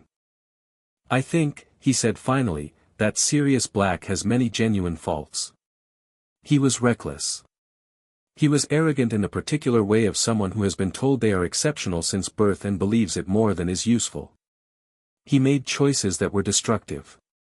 He stopped. I also think that he loved James Potter the way some people love, completely and without reservation, in a way that would have made betrayal not just wrong but structurally impossible. Not because he was good enough to resist it. Because the loyalty was constitutive. It was part of what he was. He looked at Harry. That is not a legal argument. But you asked what I think. I did, Harry said. Thank you for answering it honestly. Arcturus looked at him. The inventory-taking quality settled into something else, recognition, and behind it something that Harry was careful about identifying but which looked, in an old man's face, like relief. Your letter was blunt, Arcturus said. Ragnar told me you might prefer blunt. Arcturus turned to look at Ragnar. You've never met me, he said. I have met your solicitors, your bank representatives, and the legal filings you have submitted over a 40-year period, Ragnar said. People reveal themselves in their documents more clearly than they intend to.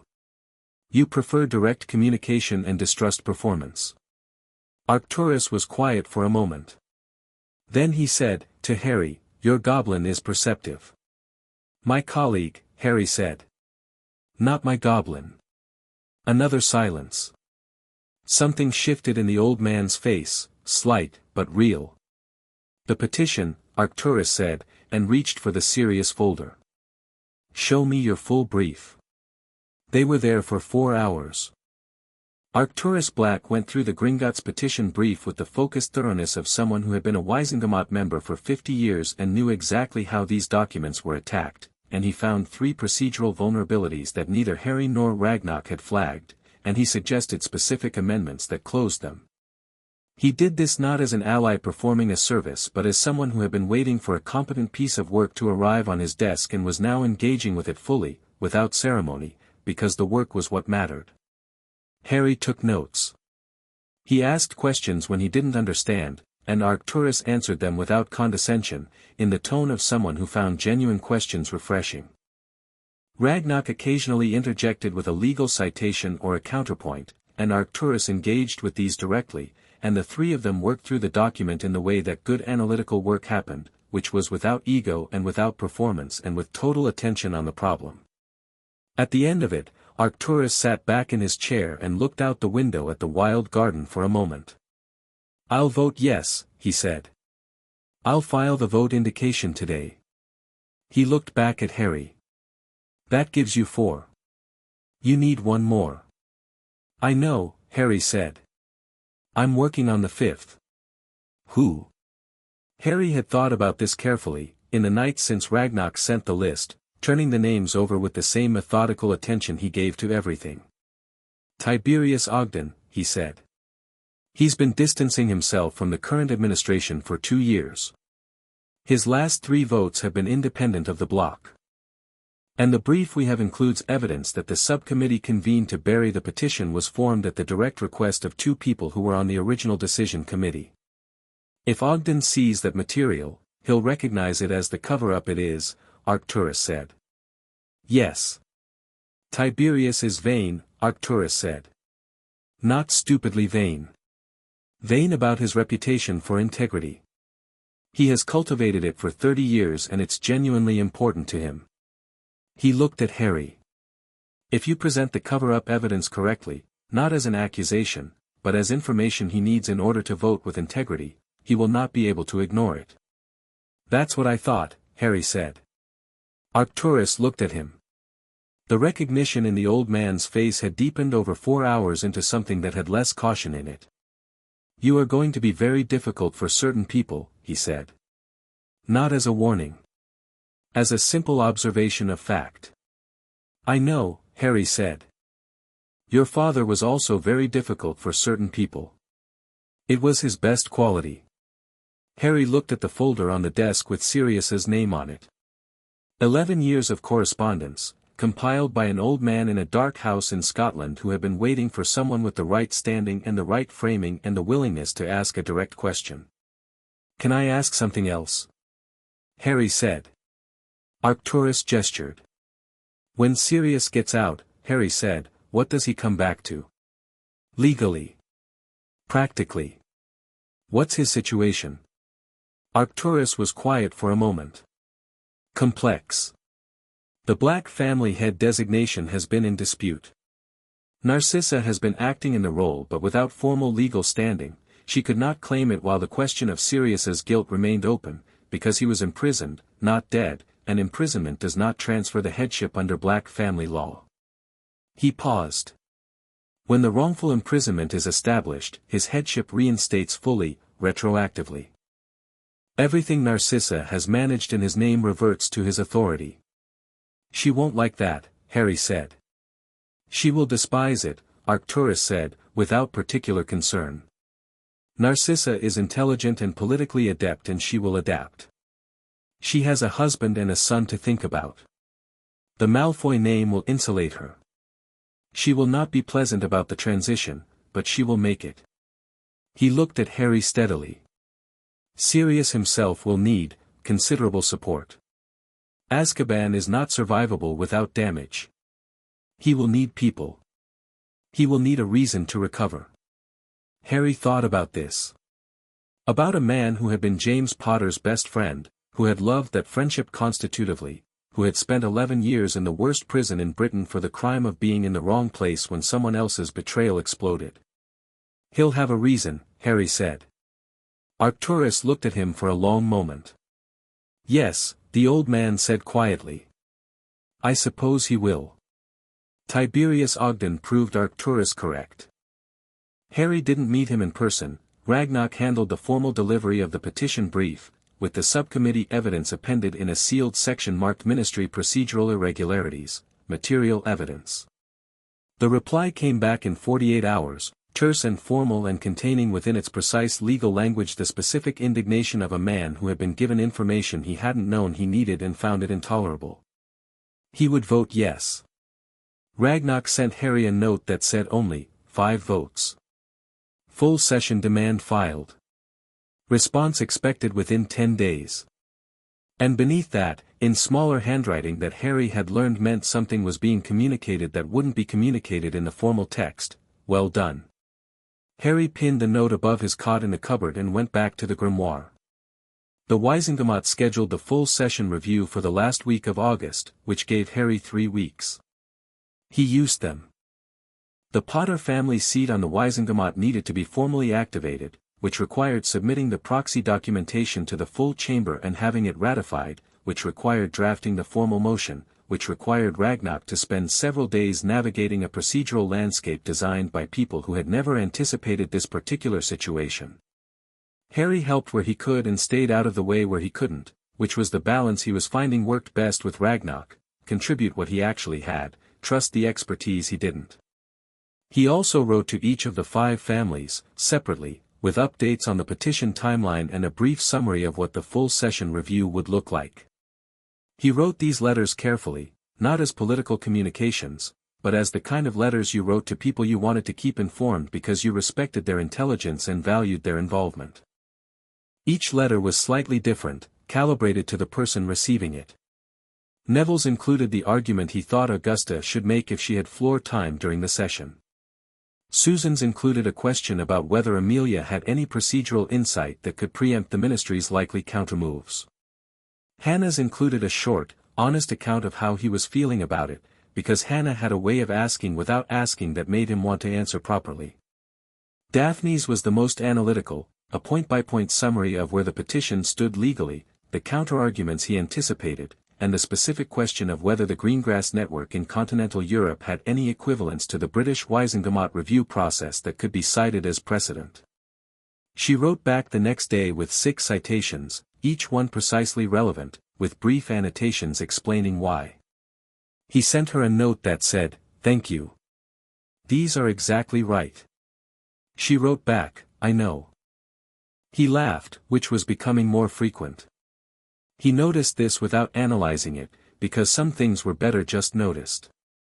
Potter Manor stood in the Somerset countryside, behind a Fidelius charm that had been maintained since the war by the Gringotts Estate Management Service, and entering it for the first time required Harry to stand at the gate while Ragnarok performed the charm-lifting procedure, which took 20 minutes and involved a great deal of careful wand work and what sounded like very pointed goblin commentary on the quality of certain Ministry-era protective spellwork.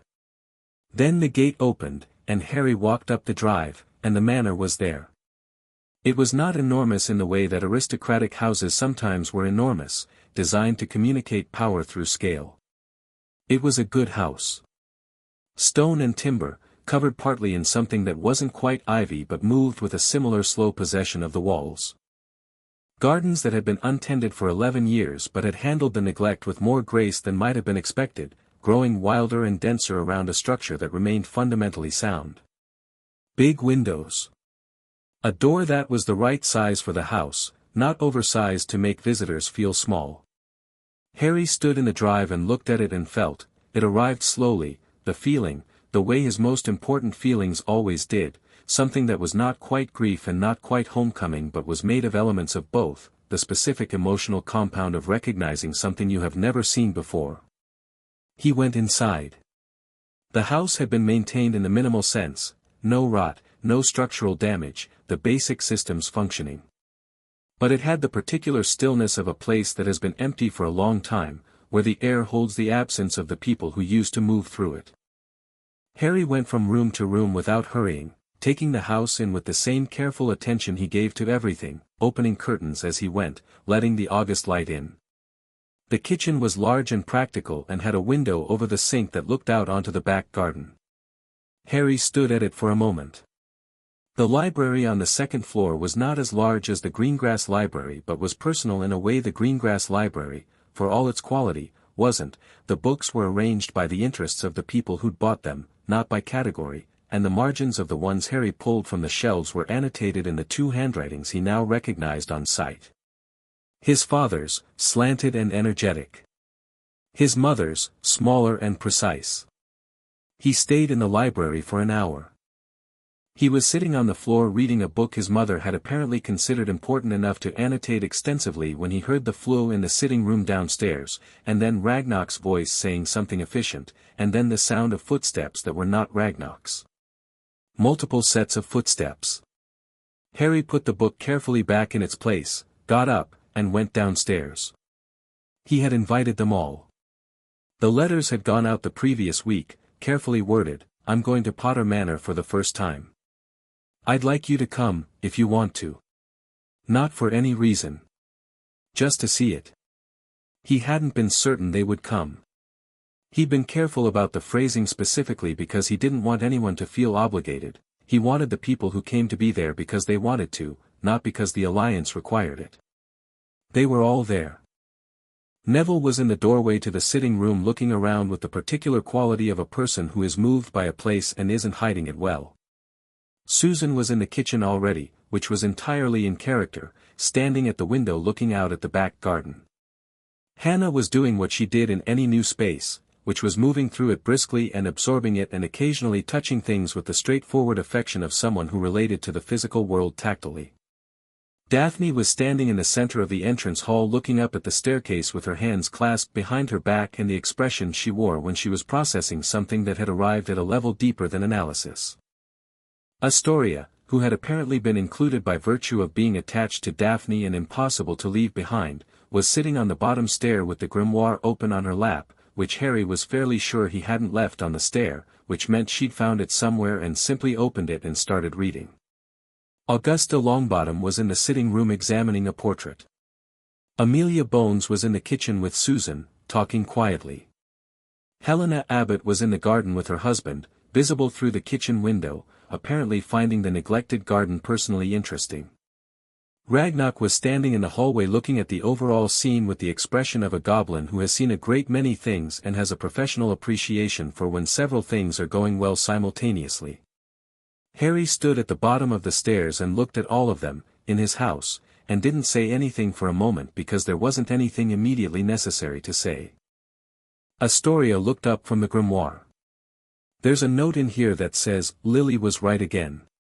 That happens a lot." "She was usually right," Harry said. "Did your dad say that?" "In several places." Astoria nodded, satisfied. "I'm reading the funny parts." She went back to the book. Neville came across the hall.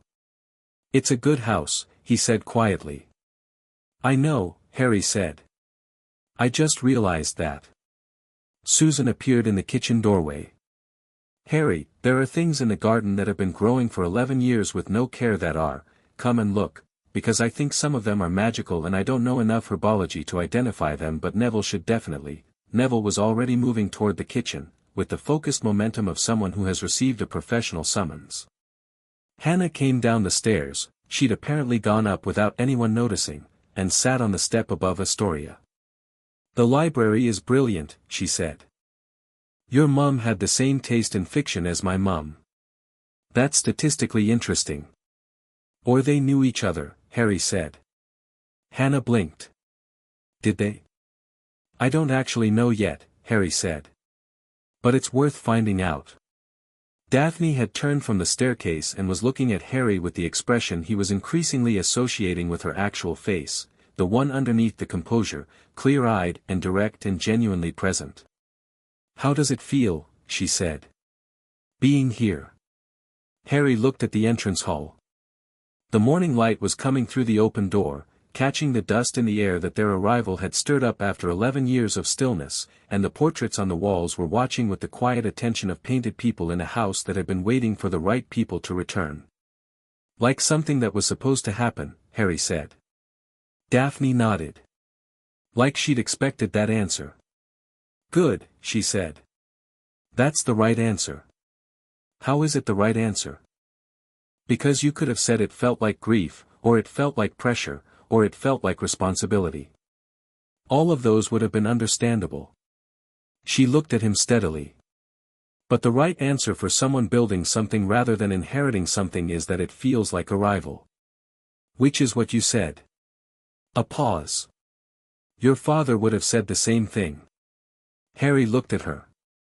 "How do you know?" "Because he chose it," Daphne said.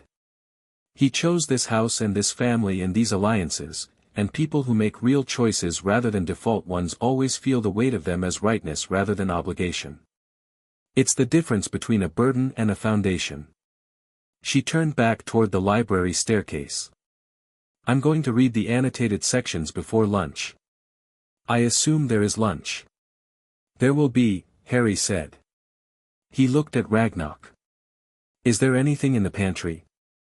"There is now," Ragnock said, which explained the extra time the goblin had taken in the kitchen before everyone else arrived. They ate lunch in the Potter kitchen around a table that seated 8, which felt designed for exactly this.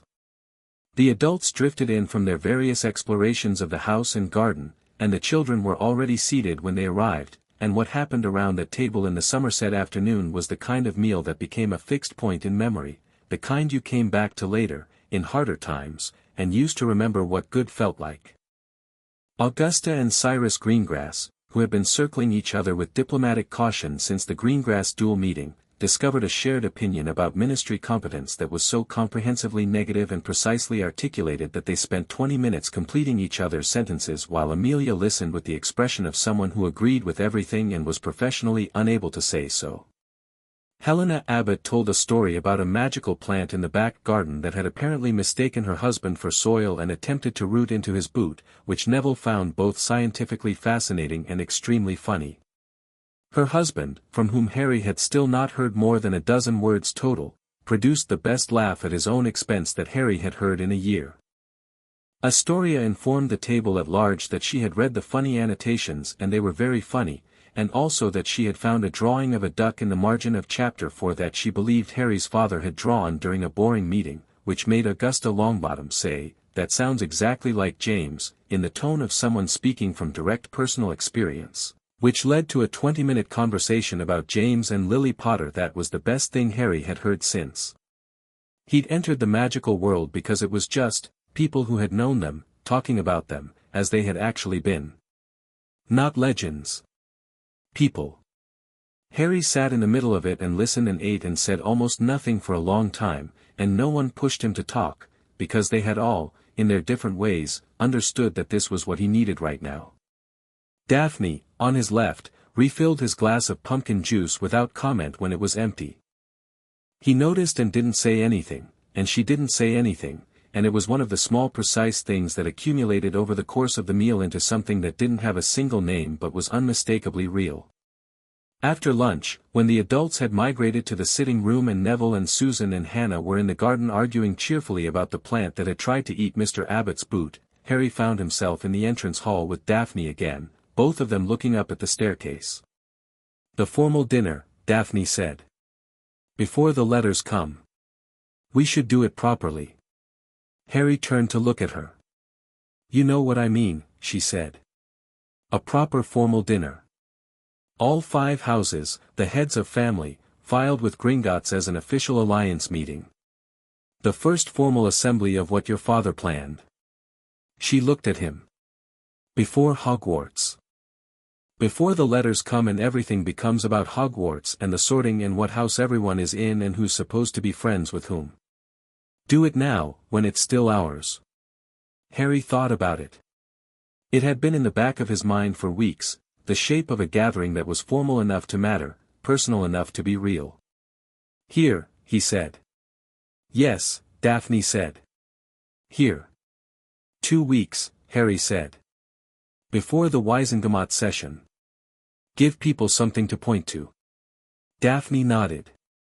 "I'll draft the formal invitation language. You should sign them."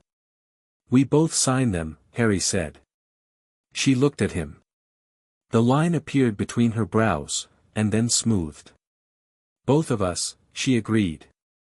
The next 2 weeks moved at a speed that Harry's life had not previously managed. The Wisengamot session preparation required daily correspondence with Ragnarok, who was navigating a ministry that had stopped being obstructive and started being, in Ragnarok's precise word, frantic. The subcommittee that had been convened to bury the petition had been quietly dissolved when the vote demand was filed, which meant someone in the ministry had understood that the subcommittee's existence was now a liability rather than an asset. The cover-up evidence Harry had sent to Tiberius Ogden was apparently circulating more widely than anyone had planned, which was causing what Ragnarok described as productive disruption in the administrative ranks. 3 more Wisengamot members filed neutral position statements, which was not a yes vote but meant they weren't committing to opposition. Ragnarok said this was better than expected. Cornelius Fudge appeared in the back garden at Privet Drive a second time, which Harry was becoming almost accustomed to. This time Fudge had abandoned the clipboard and the authority posture and approached with the specific energy of someone trying to find a comfortable arrangement before the furniture was rearranged around them. "The minister wants to be helpful," Fudge said. "He is very aware of the Potter family's place in our world. He wants you to know that the ministry's position on the petition is evolving." Harry said. Fudge blinked. "I was going to say supportive." "You were going to say supportive after 3 attempts to delay, bury, and administratively dissolve the petition," Harry said pleasantly. "That's a significant evolution. I appreciate the minister's change of position." Fudge's expression cycled through several reactions rapidly before settling on something that was trying to be dignified. "The minister wants to meet you. Before the session." "I'll be at the session," Harry said. "Ragnarok will represent the Potter seat, as always. If the minister wants to discuss the petition before the session, he's welcome to submit his position through the formal channels, and Ragnarok will respond." "He'd like a personal meeting, I know what he'd like," Harry said. "He'd like to look me in the eye and figure out what I want so he can decide how much of it to offer in exchange for making this easier for him." He looked at Fudge steadily. "What I want is a fair hearing for my godfather. There's nothing to negotiate. The process runs, the evidence is presented, the Wisengamot decides. That's what it's there for. Fudge stood in the garden for a moment. "You're 8 years old," he said, not accusingly, but with the dazed quality of someone who keeps returning to this fact in hopes that it will eventually explain something. "Yes," Harry agreed. "Goodbye, Mr. Fudge." Fudge left. The formal dinner invitations went out a week before the session, signed by Harry Potter and Daphne Greengrass jointly, on Potter Manor letterhead that Ragnarok had apparently kept filed for exactly such an occasion, written in the formal invitation language Daphne had drafted, and Harry had made 2 small revisions to that Daphne acknowledged were improvements with the particular brevity of someone for whom acknowledgement was significant. All 5 families confirmed within 24 hours. The preparations for the manor involved 3 days of careful work. Harry went up 2 days before with Ragnarok and the Gringotts estate management team, who restored the main dining room, polished the good silver, reactivated the household warmth-keeping charms, and dealt with 11 years of accumulated minor magical maintenance issues with the business-like efficiency of professionals who did this regularly and found sentiment neither useful nor obstructive. Harry walked the house while they worked. He went through the rooms slowly, the way he'd gone through them the first time, except now there were more impressions layered over the initial ones, the memory of Neville's face at the entrance, Susan in the kitchen, Astoria on the bottom stair. The house was absorbing them, he thought. Adding them to what it held. He spent an hour in the library, not reading, just being there. He looked at the annotations in the margins of his parents' books and thought about the portrait in the vault, 2 people laughing at something off camera, and the dinner was 3 days away and the Wisengamot session was 4 days after that, and somewhere in the middle of this he was supposed to receive a Hogwarts letter, which felt, after everything, almost comic in its ordinariness. He pulled a book from the shelf. His mother's handwriting in the margins.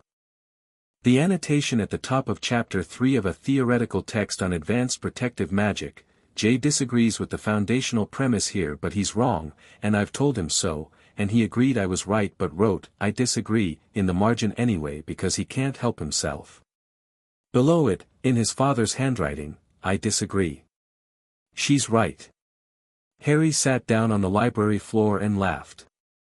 The night before the dinner, he couldn't sleep again, but this time it was different from the night before the duel. The duel had been anticipatory, all forward-facing energy. This was something quieter. He lay in the cupboard and thought about Sirius Black, who still didn't know any of this was happening, who was in a cell that was probably cold, and thought about what it would mean to that man to find out that an 8-year-old boy had spent the summer of his 8th year building a legal case out of a legacy vault and a goblin solicitor and 5 old families and a direct letter to an elderly relative who had been waiting 11 years for someone to ask him a direct question. He thought about the dinner tomorrow and the session next week and the letters that would come after, the Hogwarts letters that would arrive for all of them and transform everything into the ordinary rhythms of term time and schoolwork and the social geography of houses and common rooms. He was not worried about Hogwarts.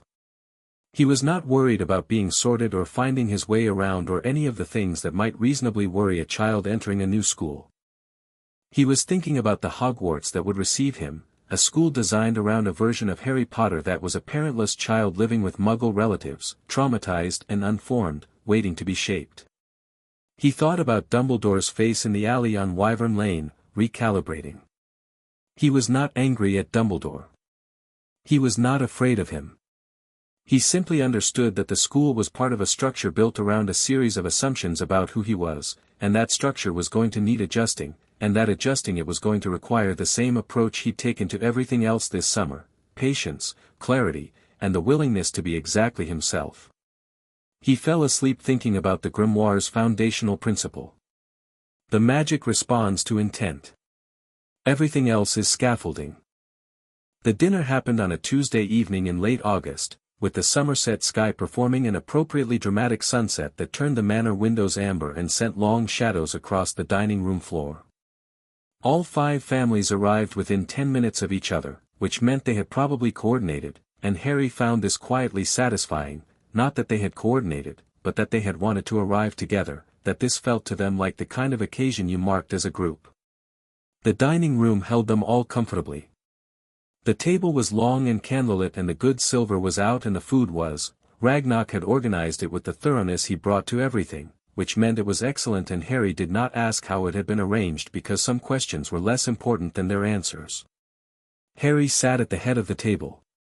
This had not been discussed.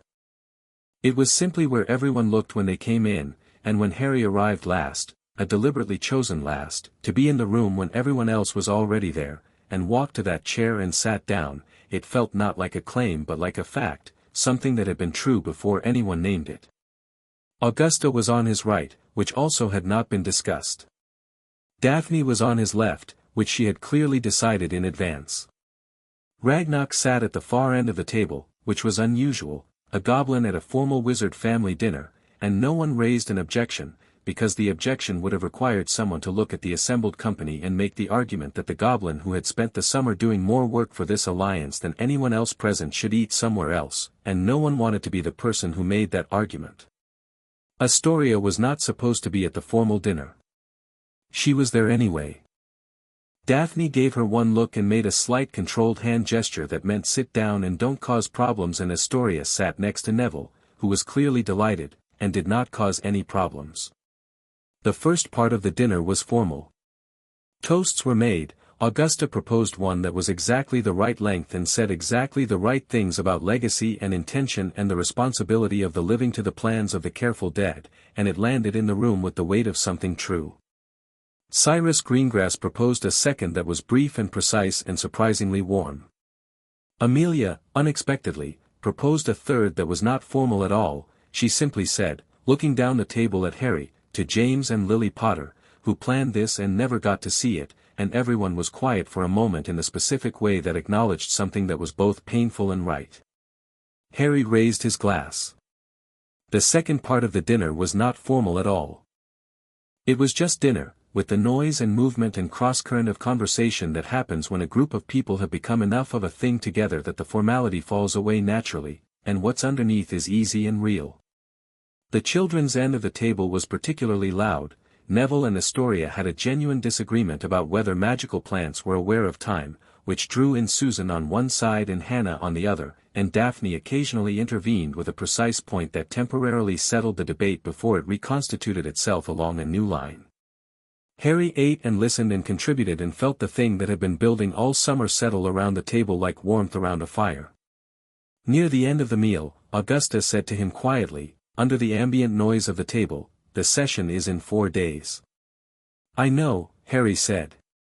"Ragnar's brief is excellent. The votes are solid. The ministry will attempt to complicate the proceeding, but they don't have grounds to do so." She looked at him steadily. "It is going to succeed, Mr. Potter."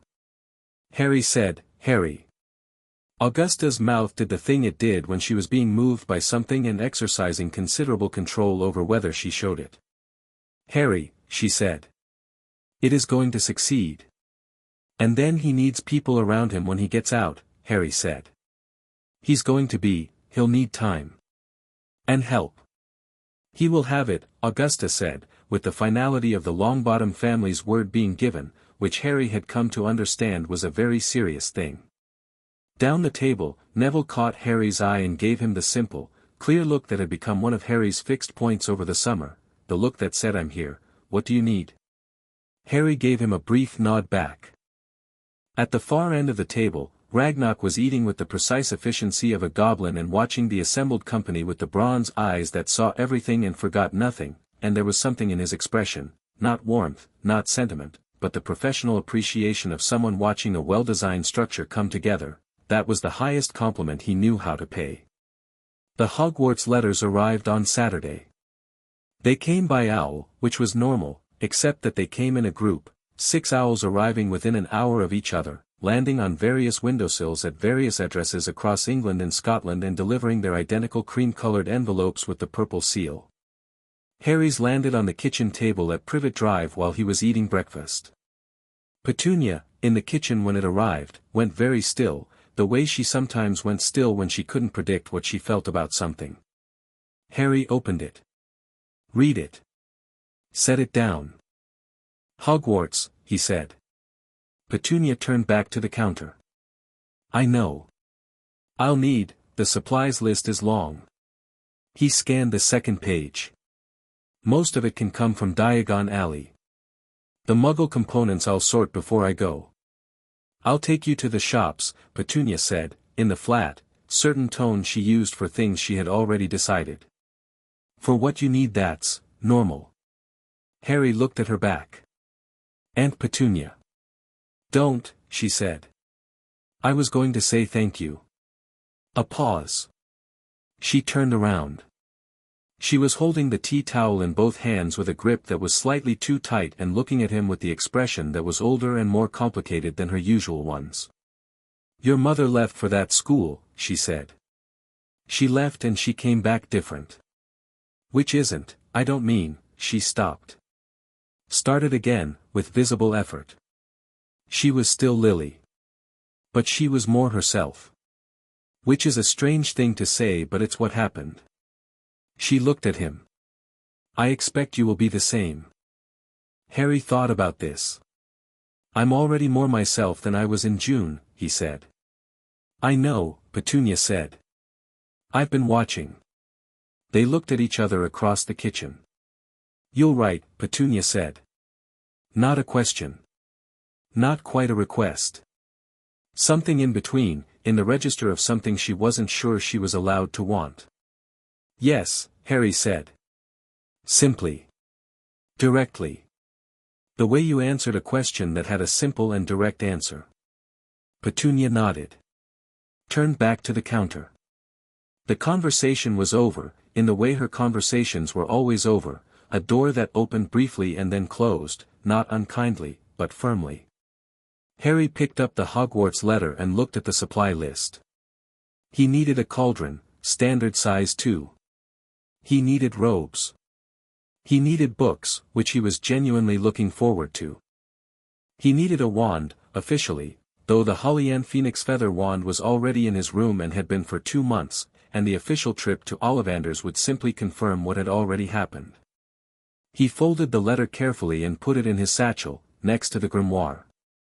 Platform 9 3/4 on the 1st of September was everything the last 3 months had prepared him for and everything he couldn't have been prepared for at all. It was enormous and loud and full of magic used casually, without ceremony, trunks being levitated, owls complaining, families saying goodbye in the compressed, urgent way of people who have too many things to say and not enough time to say them. Steam from the Hogwarts Express moved across the platform in slow drifts, and the scarlet engine at the end of it was the kind of thing that declared its own importance without needing to say a word. Harry arrived with his trunk, new, good quality, bought with Vault 687 funds and clearly a Potter rather than a Dursley purchase, and the satchel over his shoulder and the wand in his pocket and the grimoire, which he had wrestled with himself about and decided to bring because it was his and it went where he went. He found his people within 10 minutes. Neville was easy to find. He was the one with the plant in a pot balanced on top of his trunk, having a quiet argument with Augusta about whether it was a practical thing to bring to school, which Neville was winning by attrition. Susan arrived next, with Amelia, who spotted Harry and gave him the brief, assessing nod that was her version of warmth and felt like a great deal coming from her. Hannah came in at a near run, her mother waving cheerfully from the barrier, and immediately attached herself to the group with the ease of someone who has never questioned her right to be somewhere. Daphne arrived last, which Harry suspected was deliberate, because Daphne understood timing. She came with Astoria and her father, Cyrus, who shook Harry's hand with the grip that had shed all its caution and become simply direct, and Astoria, who immediately told Harry she had finished the funny annotations and was starting on the complex theoretical sections because she had decided to take Hogwarts very seriously. You're 5, Daphne said. The letters come at 11, Astoria said. That's 6 more years. I'm being proactive. Harry crouched down to Astoria's level. I'll send you notes, he said. When I find things you should read. Astoria looked at him with the wide, dark eyes. Promise? Promise, Harry said. She threw her arms around his neck with the unself-conscious force of a small child expressing an emotion at full volume, which Harry received with a kind of startled warmth that took him a moment to settle into and then felt entirely natural. Daphne, watching this, said nothing. The line was between her brows. And then it wasn't. The train whistle sounded. Harry stood up. He looked at his people, Neville with his plant, Susan steady and warm, Hannah already asking Neville something about the plant with the energetic curiosity she brought to everything, Daphne collected and present and real. Augusta was watching him from the barrier. She gave him a single nod, the kind that said everything and needed to say nothing more. Amelia Bones caught his eye and said, Ragnarok will owl you the session results within 24 hours of the hearing. Then, after a pause, in a quieter voice, I think it's going to go the way you need it to go. Thank you, Harry said. And then, because she was Amelia Bones and she deserved honesty, for everything this summer. Not just the vote. She looked at him for a moment. Your mother was something special, she said. Your father too. I think, she stopped herself. Started again. I think this summer would have made them very proud. Harry held that carefully, the way he held all the best things, not tightly enough to crush it, not loosely enough to drop it. I hope so, he said. The whistle again, longer. They found a compartment, the 5 of them, which was right, and settled in with trunks and owl cages and Neville's plant, which turned out to fit precisely on the overhead rack if you were creative about it, which Neville was. The platform moved past the windows as the train pulled out, and the families at the barrier receded, and then they were in the open English countryside, green and bright under the September sky. Harry sat with his satchel on his lap and looked out the window. All right? Susan asked. Yes, he said, and meant it completely. The sorting's going to be interesting, Hannah said. I've been thinking about it. Like, given everything, where do you think, Gryffindor, Neville said, with the certainty of someone who has considered this carefully. Obviously, Daphne said. Then, after a beat, unfortunately. Harry turned from the window. Why unfortunately? Because you'll be in Gryffindor and I'll be in Slytherin and we'll spend the next 7 years listening to other people's opinions about what that means. She said it with the precision of someone who has already worked out the problem and its attendant frustrations and is mildly resigned to them. It's tedious. We already know what it means, Harry said. We've known each other since August. Daphne looked at him. The clear, direct, present look. Yes, she said. Exactly. The train moved north, and the countryside opened up around it, and in a first-year compartment on the Hogwarts Express, 5 children sat together with the weight of a summer's worth of building behind them, heading toward a school that thought it knew what to expect. It didn't. But that was all right. Harry had learned something important this summer, something his father had tried to write down in a vault 30 feet underground: the magic responds to intent. Everything else is scaffolding. He knew what he intended. He opened the grimoire. 3 days after the train left King's Cross, a notification from Ragnarok arrived at Hogwarts by Gringotts Owl. Harry read it in the Great Hall at breakfast, ignoring the looks it generated. A certified Gringotts bird delivering a formal document to a first year on the 3rd day of term was the kind of event that got noticed. He didn't mind. He read it once, folded it, and passed it across the table to Neville. Neville read it. His face did the thing it did, surprised and then moved and then simply glad. He passed it to Susan, who read it and put it down and pressed her lips together for a moment and then smiled the warm, genuine Susan Bones smile. It went down the table to Hannah, who read it and said, "Oh," quietly, in the voice of someone who means a great deal more than the word suggests. And then a 4th-year Slytherin passed it along the interhouse delivery line to Daphne Greengrass, who read it at the Slytherin table with the complete composure of someone who had known this was coming, and whose expression did not change at all except for the very slight softening around the eyes that Harry had learned was the most Daphne would ever publicly show. The notification said, "The Wizengamot full session has reviewed the case of Sirius Orain Black. By a vote of 9 to 4, with 3 abstentions, the Wizengamot has found that the original imprisonment was conducted in violation of 3 foundational statutes and is hereby declared procedurally void. Mr. Black will be released from Azkaban pending a formal hearing, at which the evidence will be presented in full. A Veritaserum examination has been scheduled. The Potter family's petition is commended for its procedural thoroughness. Wisengamot Office of Records. Harry put the folded document in his satchel, next to the grimoire. He ate his breakfast. Around him, Hogwarts went about its morning with the ordinary commotion of a school that didn't know yet that the boy sitting at the Gryffindor table had spent his summer building something in the quiet spaces between everything else, something patient and deliberate and real, built on 5 names written in his father's hand and an owl that wouldn't leave, and the foundational principle that magic, real magic, responds to what you mean. Harry Potter knew what he meant. He was just getting started.